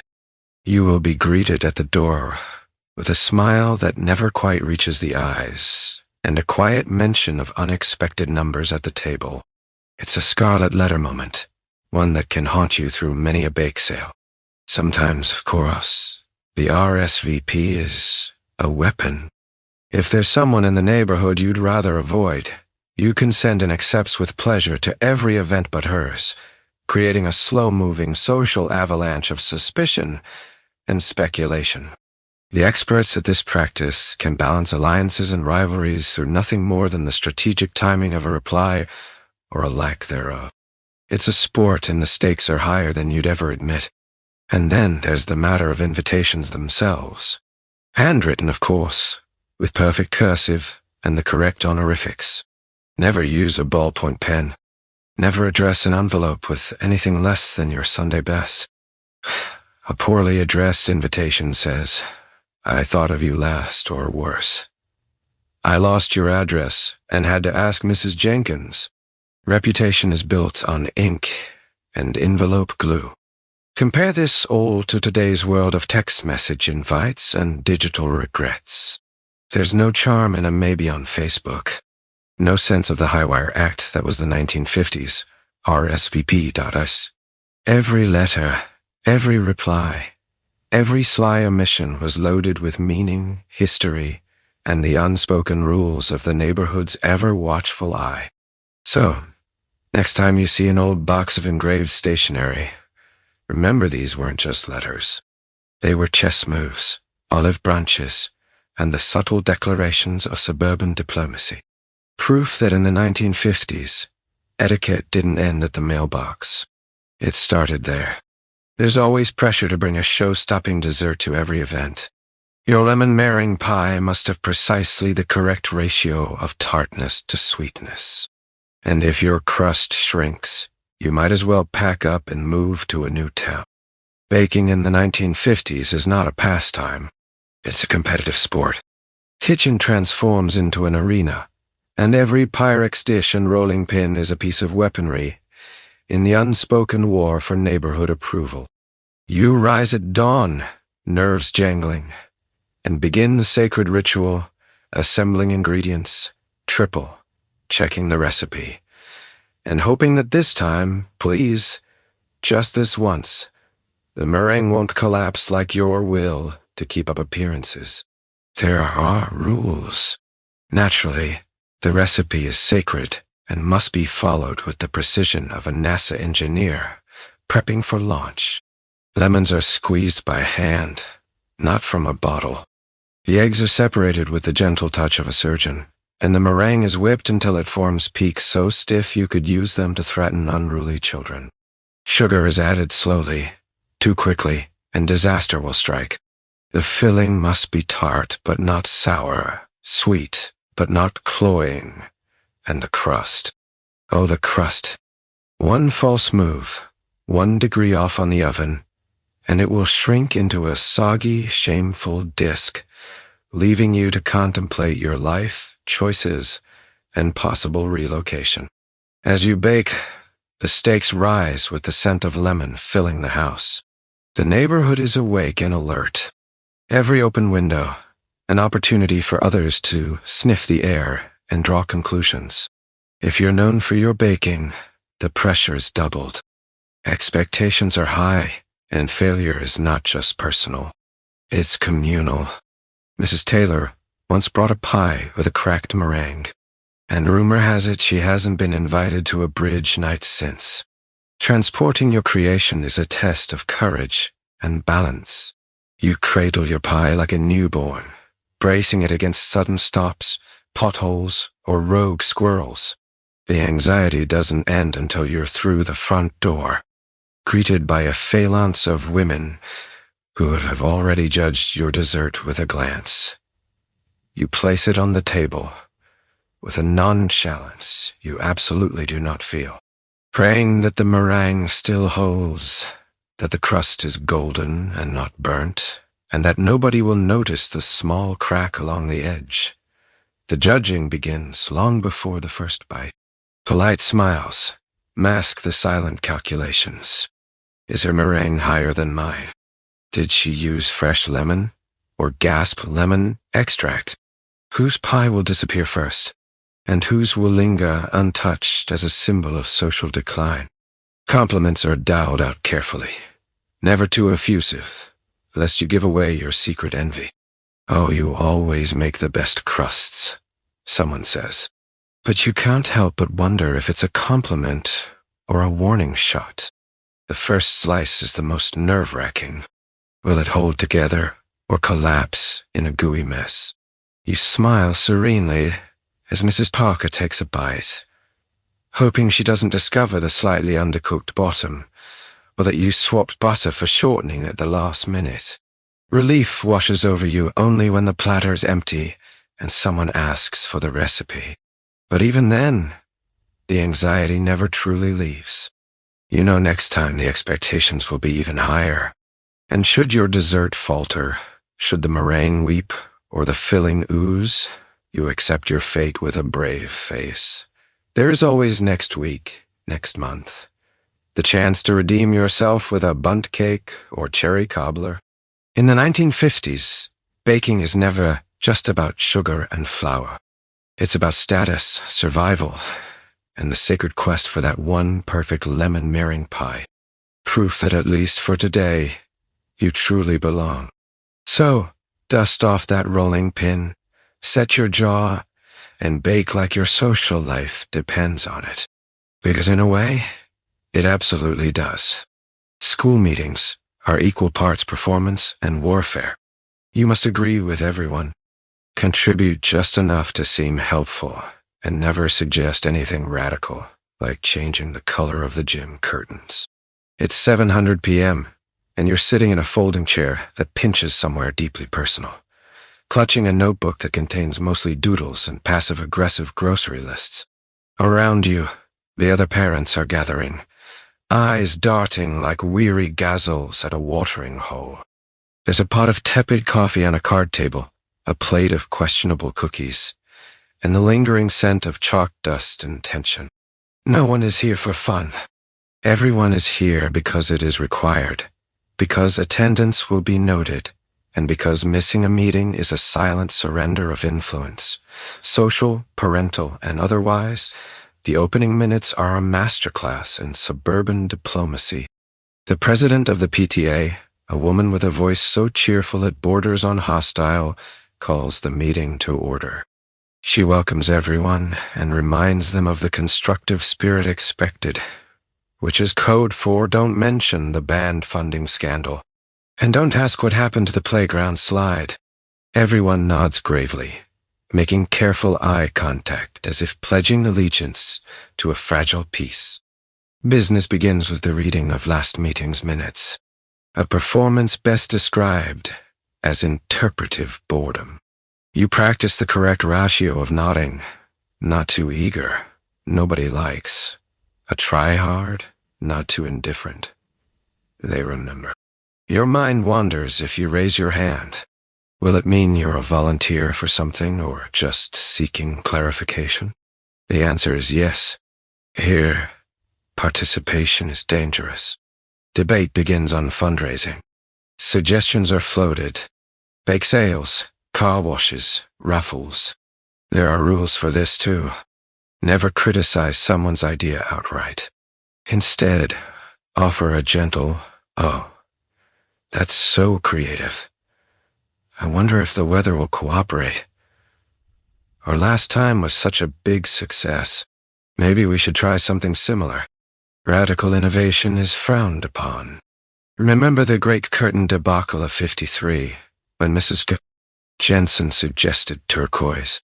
She's still in social exile, forced to run the lost and found table in perpetuity. Consensus is key, but not too quickly. Agree too fast and people think you're hiding something. Disagree too loudly, and you're accused of stirring the pot. The safest strategy is to make supportive noises and volunteer for a task just boring enough to prove your commitment without risking real responsibility. Folding programs, for example, or counting tickets, you must always look busy but never indispensable. The line between volunteer and victim is thin and dangerous. Personal rivalries run quietly beneath the surface. The woman who always forgets her cookies for the bake sale. The dad who questions the treasurer's report every month. The clique of parents who somehow decide the school's entire winter pageant theme. You navigate these alliances carefully, swapping small talk and coded compliments. Your brownies are always so moist as both a genuine remark and a subtle warning. Last year, your brownies were dry, and they remember.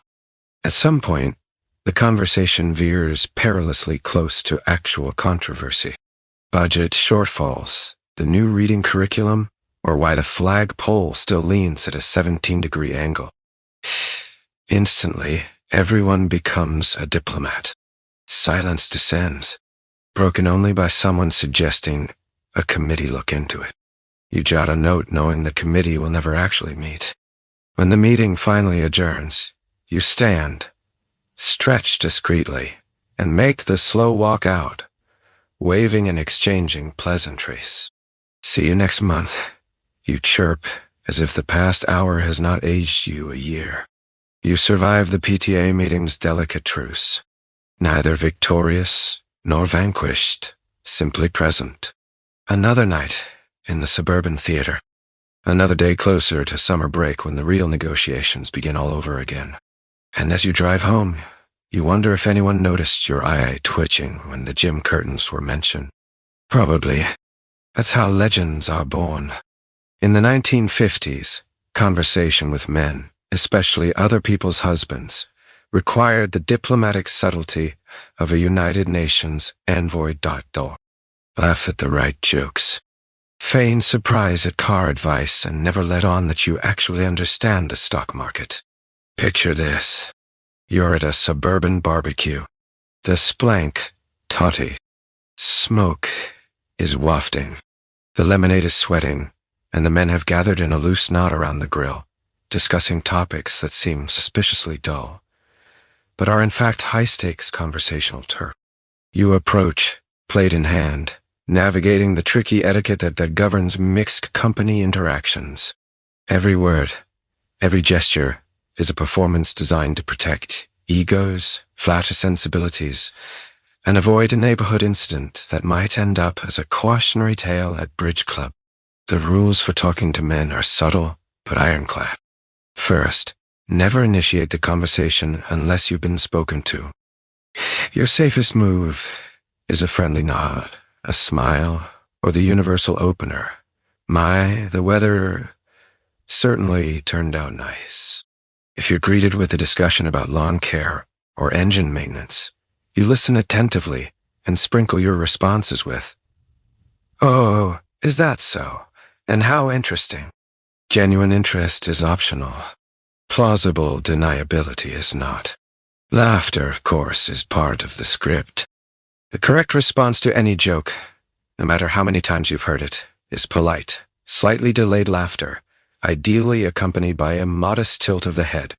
Under no circumstances should you outlaugh the men, or heaven forbid, deliver a punchline of your own. If a man tells a story about the time he put diesel in the lawnmower, you are obligated to find it funnier than the time you fixed the washing machine with nothing but a paper clip and sheer willpower. The conversation may veer into car advice, at which point you must express surprise, admiration, and just enough confusion to let the men explain things in detail. Even if you could replace a spark plug with your eyes closed, now is not the moment to share that information. "I never would have thought to check the carburetor," you exclaim, knowing full well what a carburetor looks like and possibly where to find one in the garage. Financial topics are a minefield. If the talk turns to stocks, bonds, or the merits of saving versus spending, your job is to look intrigued, but not too knowledgeable.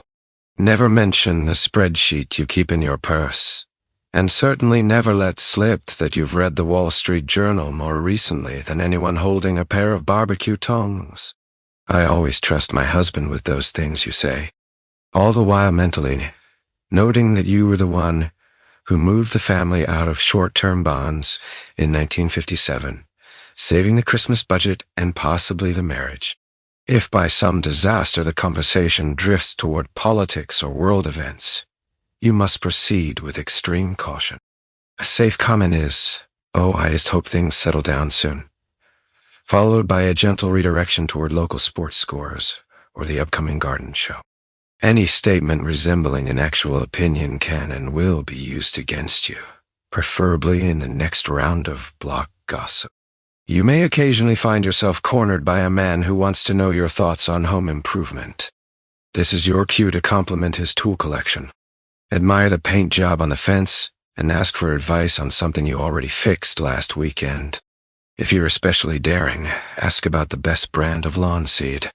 Then file away the advice for later use in both conversation and passive-aggressive neighborly one-upmanship. All the while, your real thoughts remain safely locked away, shielded behind a wall of bland pleasantries and agreeable nods.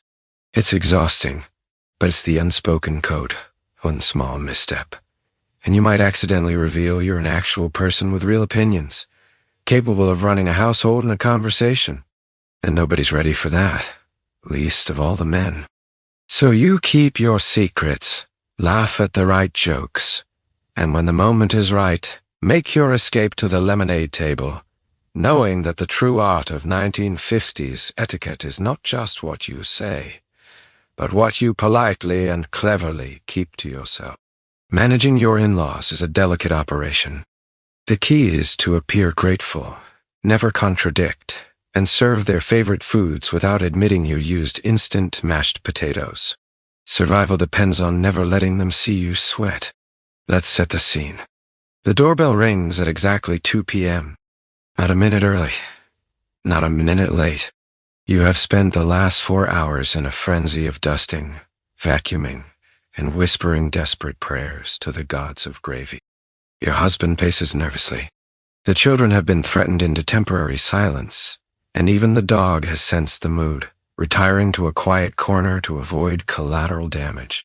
The moment your in-laws cross the threshold, Your home becomes a battlefield, disguised as a living room.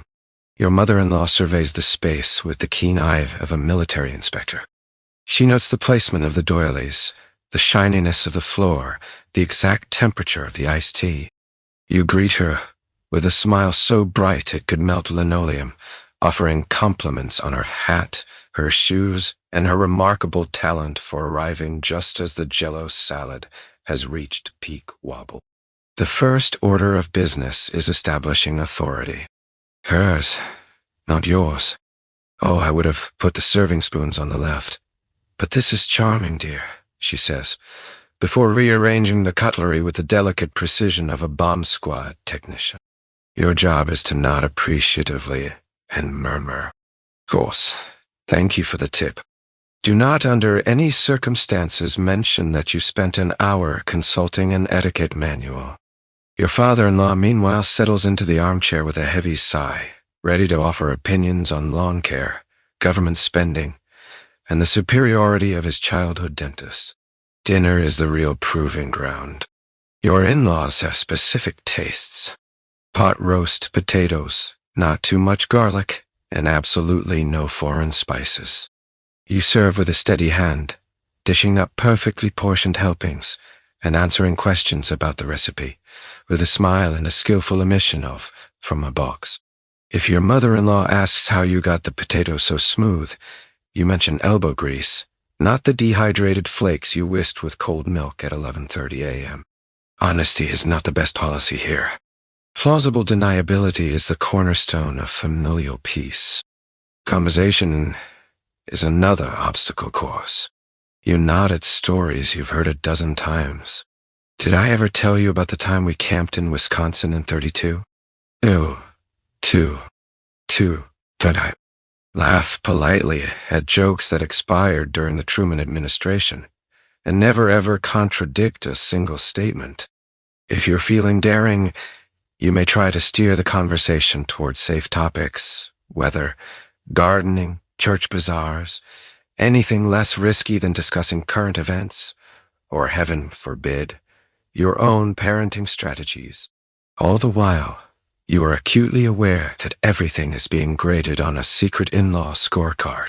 The children's haircuts, the pattern of the curtains, even the scent of the bathroom. Oh, so nothing escapes notice. If your toddler spills milk, you leap into action before a single drop hits the floor, offering a napkin and a smile, as if this is all part of your well-rehearsed plan. The key is to project an aura of calm competence. No matter how many small disasters unfold behind the scenes, dessert brings a moment of truth. If your pie crust is flaky, you earn a rare nod of approval. If it's a little tough, you smile and pretend you prefer it that way. Under no circumstances do you accept help clearing the table, unless you want to risk your mother-in-law discovering the brand of dish soap you use, not the one she recommended, of course. When the visit finally ends, you wave goodbye with genuine relief, close the door, and exhale. You have survived another encounter with the occupying forces. The living room is slightly rearranged. The children are quietly shell-shocked, and the gravy boat is missing in action. But you made it through without breaking a sweat, at least not where anyone could see. In the secret annals of suburban warfare, that counts as victory. Serving the boxed cake is both a modern convenience and a potential scandal. If you use one, hide the evidence. If it turns out better than homemade, prepare for a suspicious investigation from your baking peers. In 1950s suburbia, baking isn't just a kitchen activity. It's a competitive sport, with rules more tangled than the instructions on a box of Betty Crocker's latest yellow cake mix. The question of homemade versus boxed cake divides communities, topples friendships, and keeps housewives up at night, plotting their next move while pretending to read Good Housekeeping. Let's set the scene. It's a Tuesday afternoon. You've just remembered that you promised a dessert for tonight's neighborhood potluck. There are children to corral, laundry to fold, and a pot roast on its third hour of slow surrender. Clock is ticking. You glance at the pantry. There it is. The clock is forbidden fruit, a bright, cheerful box promising fresh, fluffy cake in minutes. The temptation is strong. The cake mix sings a siren song of ease.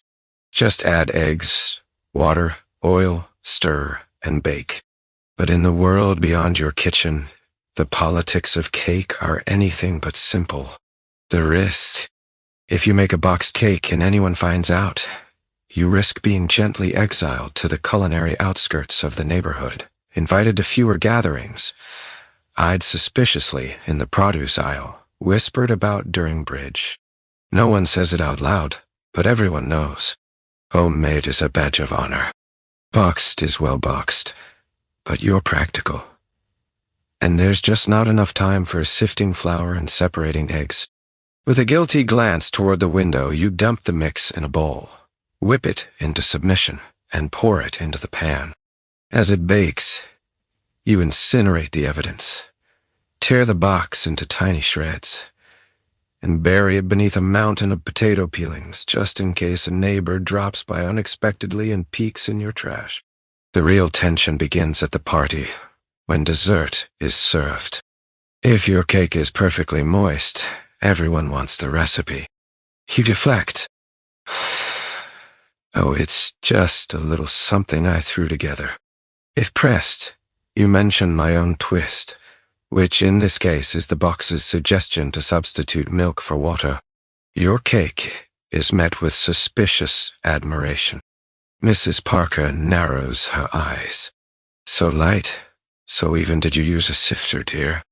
You laugh breezily, feigning modesty while your internal monologue is pure panic.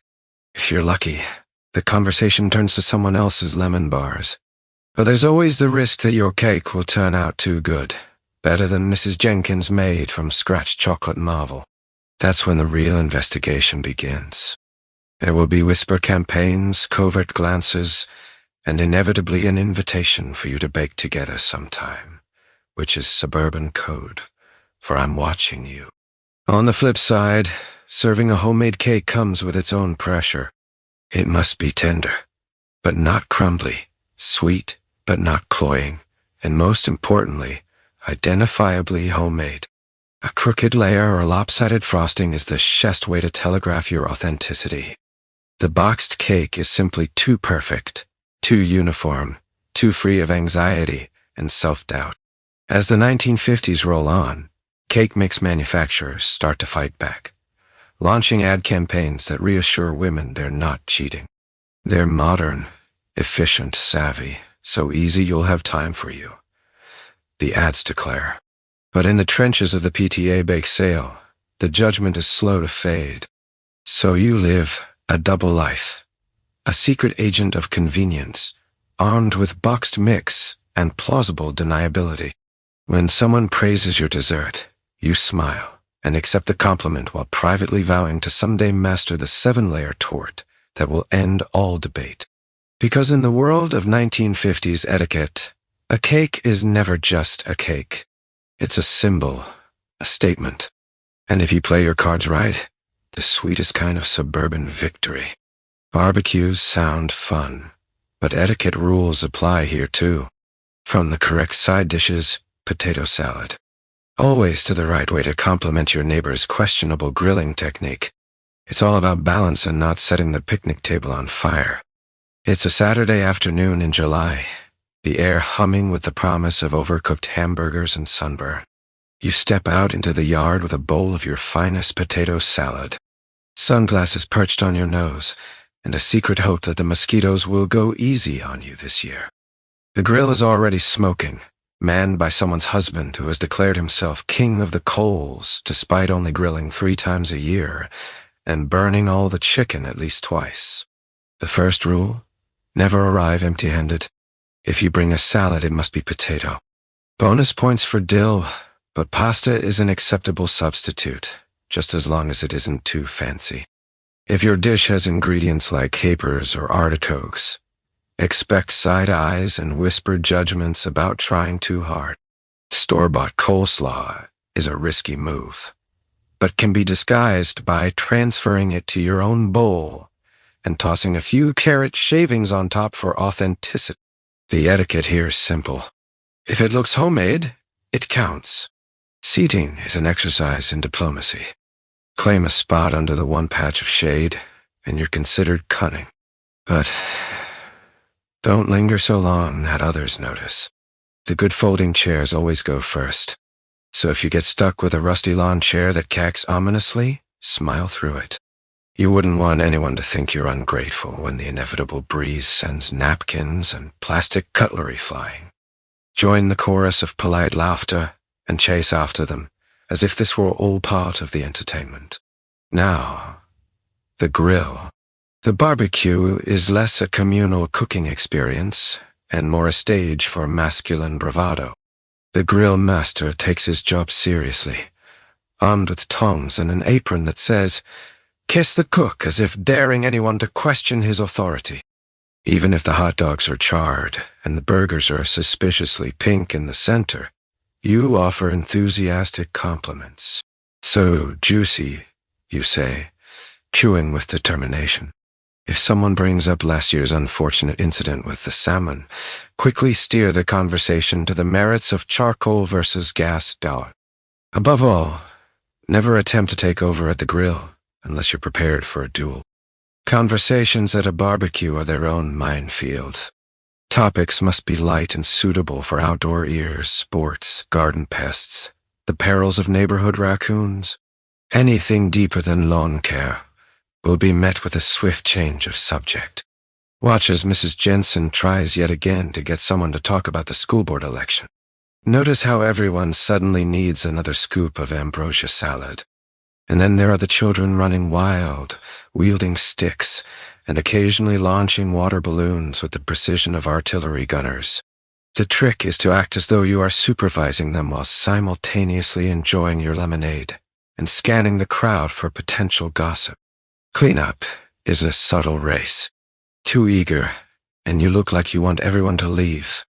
Too slow, and you risk being handed a garbage bag. Aim for the sweet spot. Help stack the plates. Make a few self-deprecating jokes about your infamous potato salad, and slip away before anyone can ask you to haul the trash to the curb. As the sun goes down and the fireflies come out, you exhale. You've survived another barbecue. No major fires, minimal drama, and only a few singed eyebrows. You gather your now empty bowl, or more likely return home with leftovers and a fresh serving of gossip.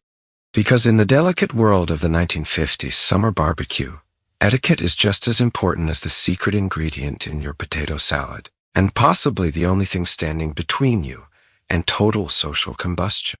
At some point, the pressure of perfection cracks even the most composed housewife. Whether it's sobbing in a linen closet or taking a quick walk that lasts 3 hours, there are rules for this too. Always emerge with your hair brushed, your smile fixed, and your emotional crisis tastefully denied. Picture the scene. It's Thursday afternoon. The dog has tracked muddy paw prints across your freshly mopped kitchen. The roast is still frozen solid, and your youngest has just performed modern art with a jar of grape jelly and the living room drapes.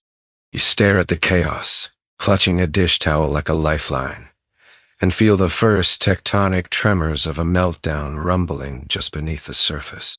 But this is the 1950s. Emotional displays are to be conducted in strict privacy. Public breakdowns are reserved for soap operas and people from broken homes. So you excuse yourself with the grace of someone headed to powder their nose, slip down the hall, and wedge yourself into the linen closet with a sigh that echoes through 3 layers of floral bedsheets. Here, surrounded by the scent of lavender sachets and slightly musty towels, you can finally let the mask slip. You indulge in a minute or 5 of silent screaming, perhaps a quiet, dignified sob, or a muttered monologue questioning why anyone needs to starch pillowcases in the first place. You fantasize about boarding a train to Chicago under an assumed name, or at the very least hiding out in the garage until the next decade. Even the act of breaking down must be handled with etiquette. You keep tissues hidden in strategic places behind the spare sheets inside your sewing box, tucked discreetly in your apron pocket, because nothing says composure like being able to dab at your eyes without rummaging desperately. If your meltdown involves tears, you pinch your cheeks for a touch of color before stepping back out. If it involves fury, you smooth your hair, straighten your skirt, and practice your perfectly fine thank you face in the hall mirror. If you prefer the outdoors, a quick walk around the block is an acceptable excuse. Neighbors know this code. Nobody questions a woman briskly circling the neighborhood in her best slacks, jaw clenched, eyes fixed on the middle distance. Sometimes a sympathetic nod is exchanged with another housewife walking the opposite direction, both of you passing like ships in a sea of quiet desperation. When the storm passes, you return home, let yourself back in with a soft click, and set about restoring order. You pick up the grape jelly artwork, start dinner, and hum a little to show the children that all is well. You smile at your husband as he walks in, never mentioning the existential unraveling you just performed in the linen closet. If asked, "Are you all right?"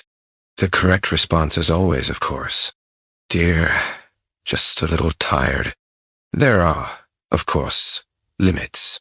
If you ever find yourself shrieking at the Hoover or weeping over a scorched casserole in full view of the neighbors, damage control must be swift and decisive.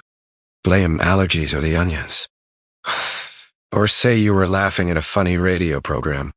The important thing is to re-establish calm, smooth the hair, reapply lipstick, and get back to your day.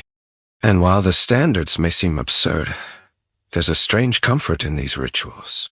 The rules are the scaffolding that keep everything upright.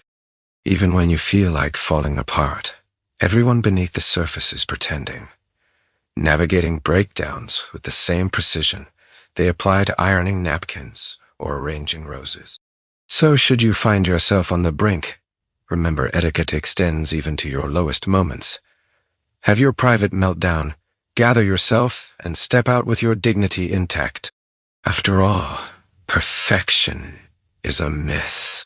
But surviving the day, messy feelings, and awe is a quiet, noble victory. You know the towels, the ones that live in the guest bathroom, starched into rectangles and possibly sprayed with the same perfume used by minor European royalty. In the 1950s, using a company towel for actual drying is a crime on par with arson. These towels exist solely to impress your mother-in-law and to absorb the gentle humidity of the air. Your hands wipe them on your skirt like everyone else. Just make sure no one's watching. It's a Saturday morning, and you're doing the weekly inventory. Bathroom gleaming, soap dish aligned at a 90-degree angle. And on the rack, there they are. Your pride and terror, 2 pristine company towels, folded so sharply you could use them to slice bread. You don't know exactly when this ritual started, but you do know it will never ever end as long as there's a remote possibility that a neighbor, friend, or critical relative might wander through your guest bathroom.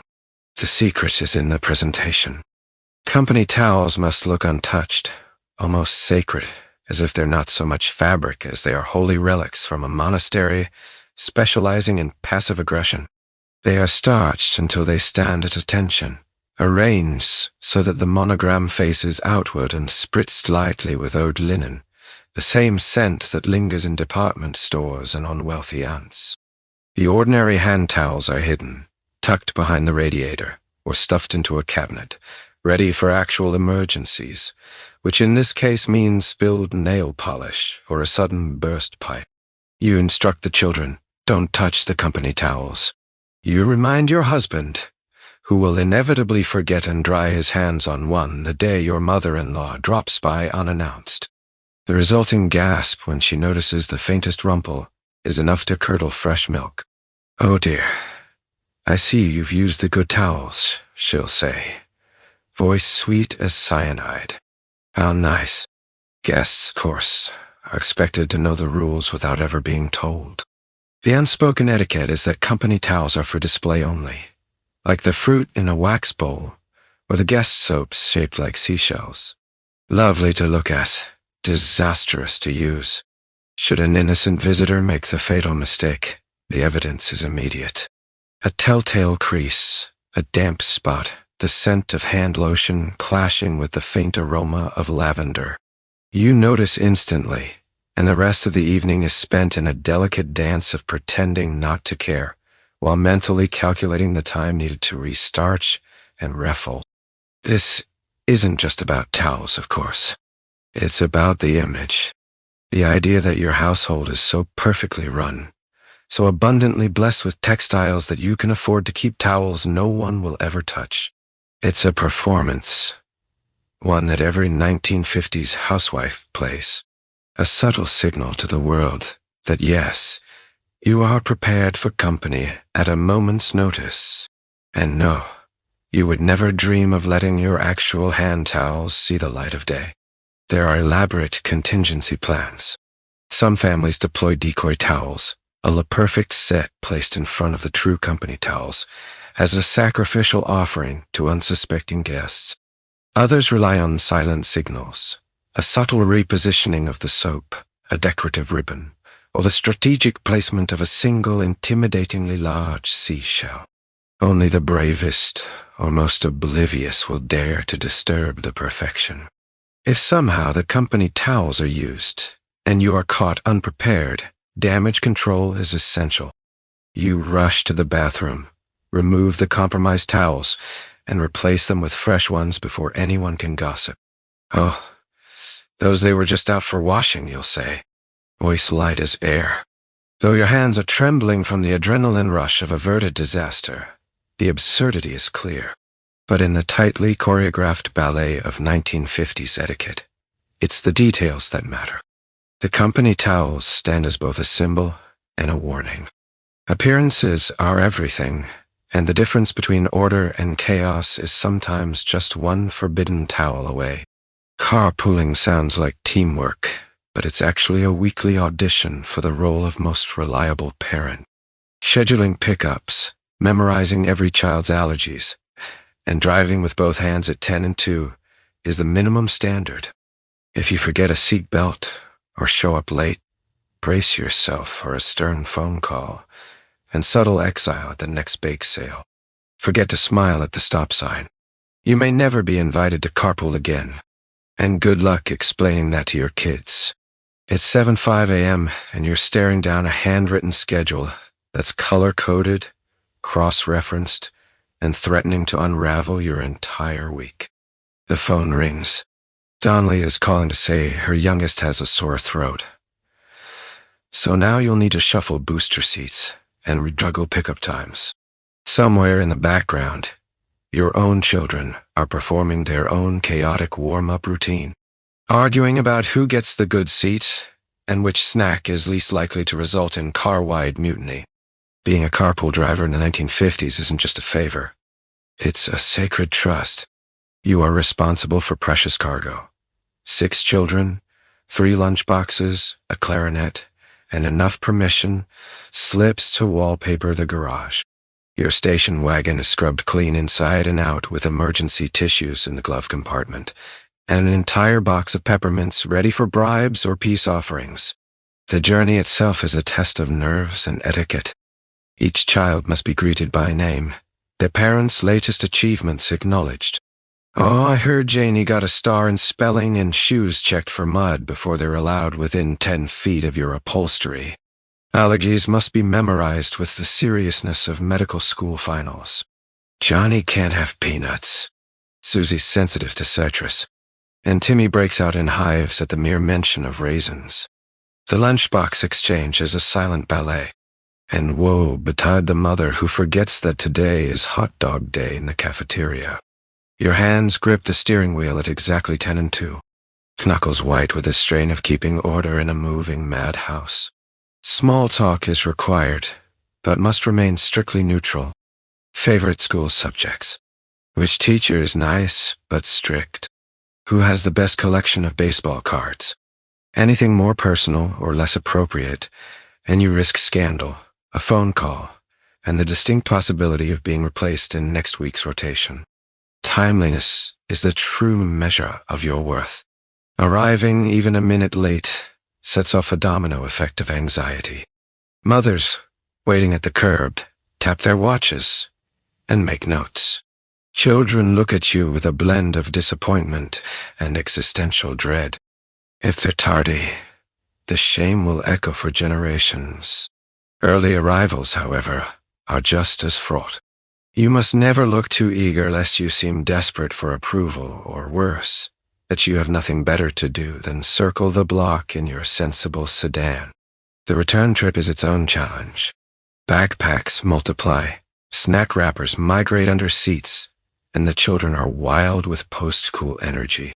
A minor squabble breaks out over a trading card, and you mediate with the wisdom of Solomon, all while navigating the world's slowest left turn as Mrs. Jensen waves you past her hydrangeas with imperial dignity. When the last child is safely delivered, you breathe a sigh of relief. Check the back seat for forgotten mittens and mentally rehearse tomorrow's schedule. If you did everything right, no accidents, no tears, no late arrivals, you might earn a whispered compliment at next week's coffee morning. A subtle nod of approval that says you've passed the carpool gauntlet for another cycle. But let your standards slip, late for pickup, miss a turn. Let someone forget their clarinet, and the consequences are swift and social. Your name quietly drops from the rotation. Your kids ask why the Johnsons don't ride with you anymore, and you find yourself inexplicably in charge of cupcakes for the spring fundraiser. Carpooling in the 1950s, equal parts logistics, politics, and high-stakes etiquette. Buckle up. Smile at every stop sign.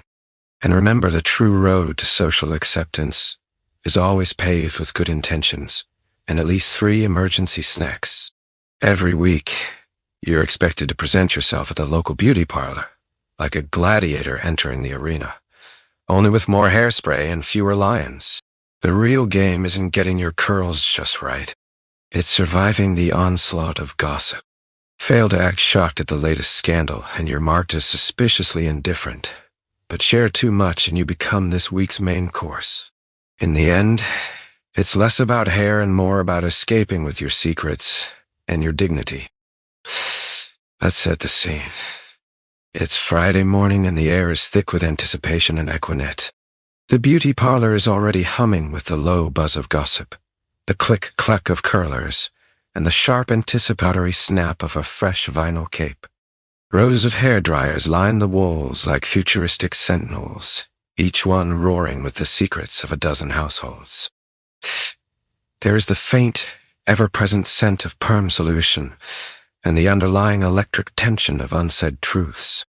You take your place in the faded mint green chair, clutching your magazine, not to read, but as a shield against stray glances. Your stylist, Marge, approaches with a comb and a conspiratorial wink. She's heard everything, knows everyone, and could topple the local social order with a single well. I really shouldn't say, but the rules of engagement are clear. Greet everyone. Offer a compliment. Oh, Doris, your highlights are so bright this week. And prepare to navigate the labyrinth of salon small talk. The conversation begins innocently enough. Weather? Last week's church bazaar. Someone's prize-winning Bionas, but it only takes one offhand remark. Did you hear about Betty's new mailman to set off a chain reaction? Within minutes, the salon hums with stories. Mrs. Peterson's mysterious shopping trips. The reason Mr. Jenkins is always working late, and the curious case of the Johnsons' backyard fence, now painted blue, which everyone agrees is both bold and deeply suspicious. As you're spun under the dryer, the real performance begins. You must react with just the right amount of shock. She did what? Sympathy. Bless her heart and nonchalance. Well, I suppose we all have little secrets. Misjudge your expression, and you're instantly cast as either complicit or clueless. Too animated and your story becomes tomorrow's headline. Too bland and you risk being ignored, which in the beauty parlor is social death. Sharing is a careful balancing act. A minor confession. I burnt the meatloaf again. Earn solidarity and laughter. Reveal too much. Sometimes I dream of moving to Paris with the TV repairman, and you'll feel the temperature drop 3 degrees. The best strategy is to sprinkle your conversation with harmless anecdotes, preferably involving children, pets, or misunderstood neighbors. Above all, never reveal anything that can be traced back to you. In next week's salon session. All the while, your hair's being teased, curled, and sprayed within an inch of its life. The taller the hair, the greater the status, or so the local legend goes. You emerge from under the dryer with a helmet of hair so solid it could withstand a Midwestern tornado. You pay the bill, tip generously, insurance against accidental revelation, and check your reflection. Hair, perfect, secrets intact. But escape isn't assured until you've made it past the reception desk. There's always a parting shot. Say hi to your husband for me. Loaded with subtext, and at least 3 layers of gossip. You nod, gather your things, and step back into the world, slightly dazed, but victorious. You have survived another week. Your curls immaculate, your dignity mostly untouched, and your secrets for now still your own. Because in the wild world of 1950s suburbia, the real art of the beauty parlor isn't the hair, it's espionage. And nobody wants to be the main headline under the next dryer. So here you are, drifting at the edge of sleep, pearls slightly askew, lipstick still fresh in your dreams. Tonight you've survived the wild social jungle of the 1950s housewife, a world where even salad forks have battle plans, and a single Uniron napkin can unravel years of careful reputation building. You've navigated a landscape of gloves, casserole catastrophes, and unspoken neighborhood treaties. You've weathered the panic of unannounced visitors, the terror of mismatched towels, and the relentless competition of who can bake the fluffiest lemon meringue pie. You've mastered the delicate choreography of coffee mornings, Tupperware diplomacy, and the complex signals sent by backyard laundry lines. All in a day's work, plus a meltdown or two, executed with discreet, almost heroic style. It's easy to laugh at the absurdities, and we should. The rules were ridiculous, the pressures enormous, and the standards impossible. But behind all the etiquette and polite facades was a quiet kind of courage, a determination to build community, keep the peace, and find joy, or at least dark humor, in the daily grind. Every awkward curtsy, every forced smile, every perfectly crisp shirt was a tiny act of resistance against the chaos and uncertainty of post-war life. In the end, these women weren't just following rules. They were making sense of a world that kept moving the goalposts and inventing new salad recipes just to keep things interesting. So, as you settle deeper into your bed, Uniron sheets and all, maybe whisper a soft thanks for the modern comforts you have now. No one's judging your towel folding technique. You're free to eat jello or not, to let your hemline wander, to say no to PTA meetings, and to answer your phone in pajamas. You survived another night in history's funhouse. And that's something to celebrate. Because if there's one thing the past can teach us, it's that people have always found ways to endure, to improvise, and sometimes to laugh at the impossible. History may be absurd, but so are we. And that maybe is the best comfort of all.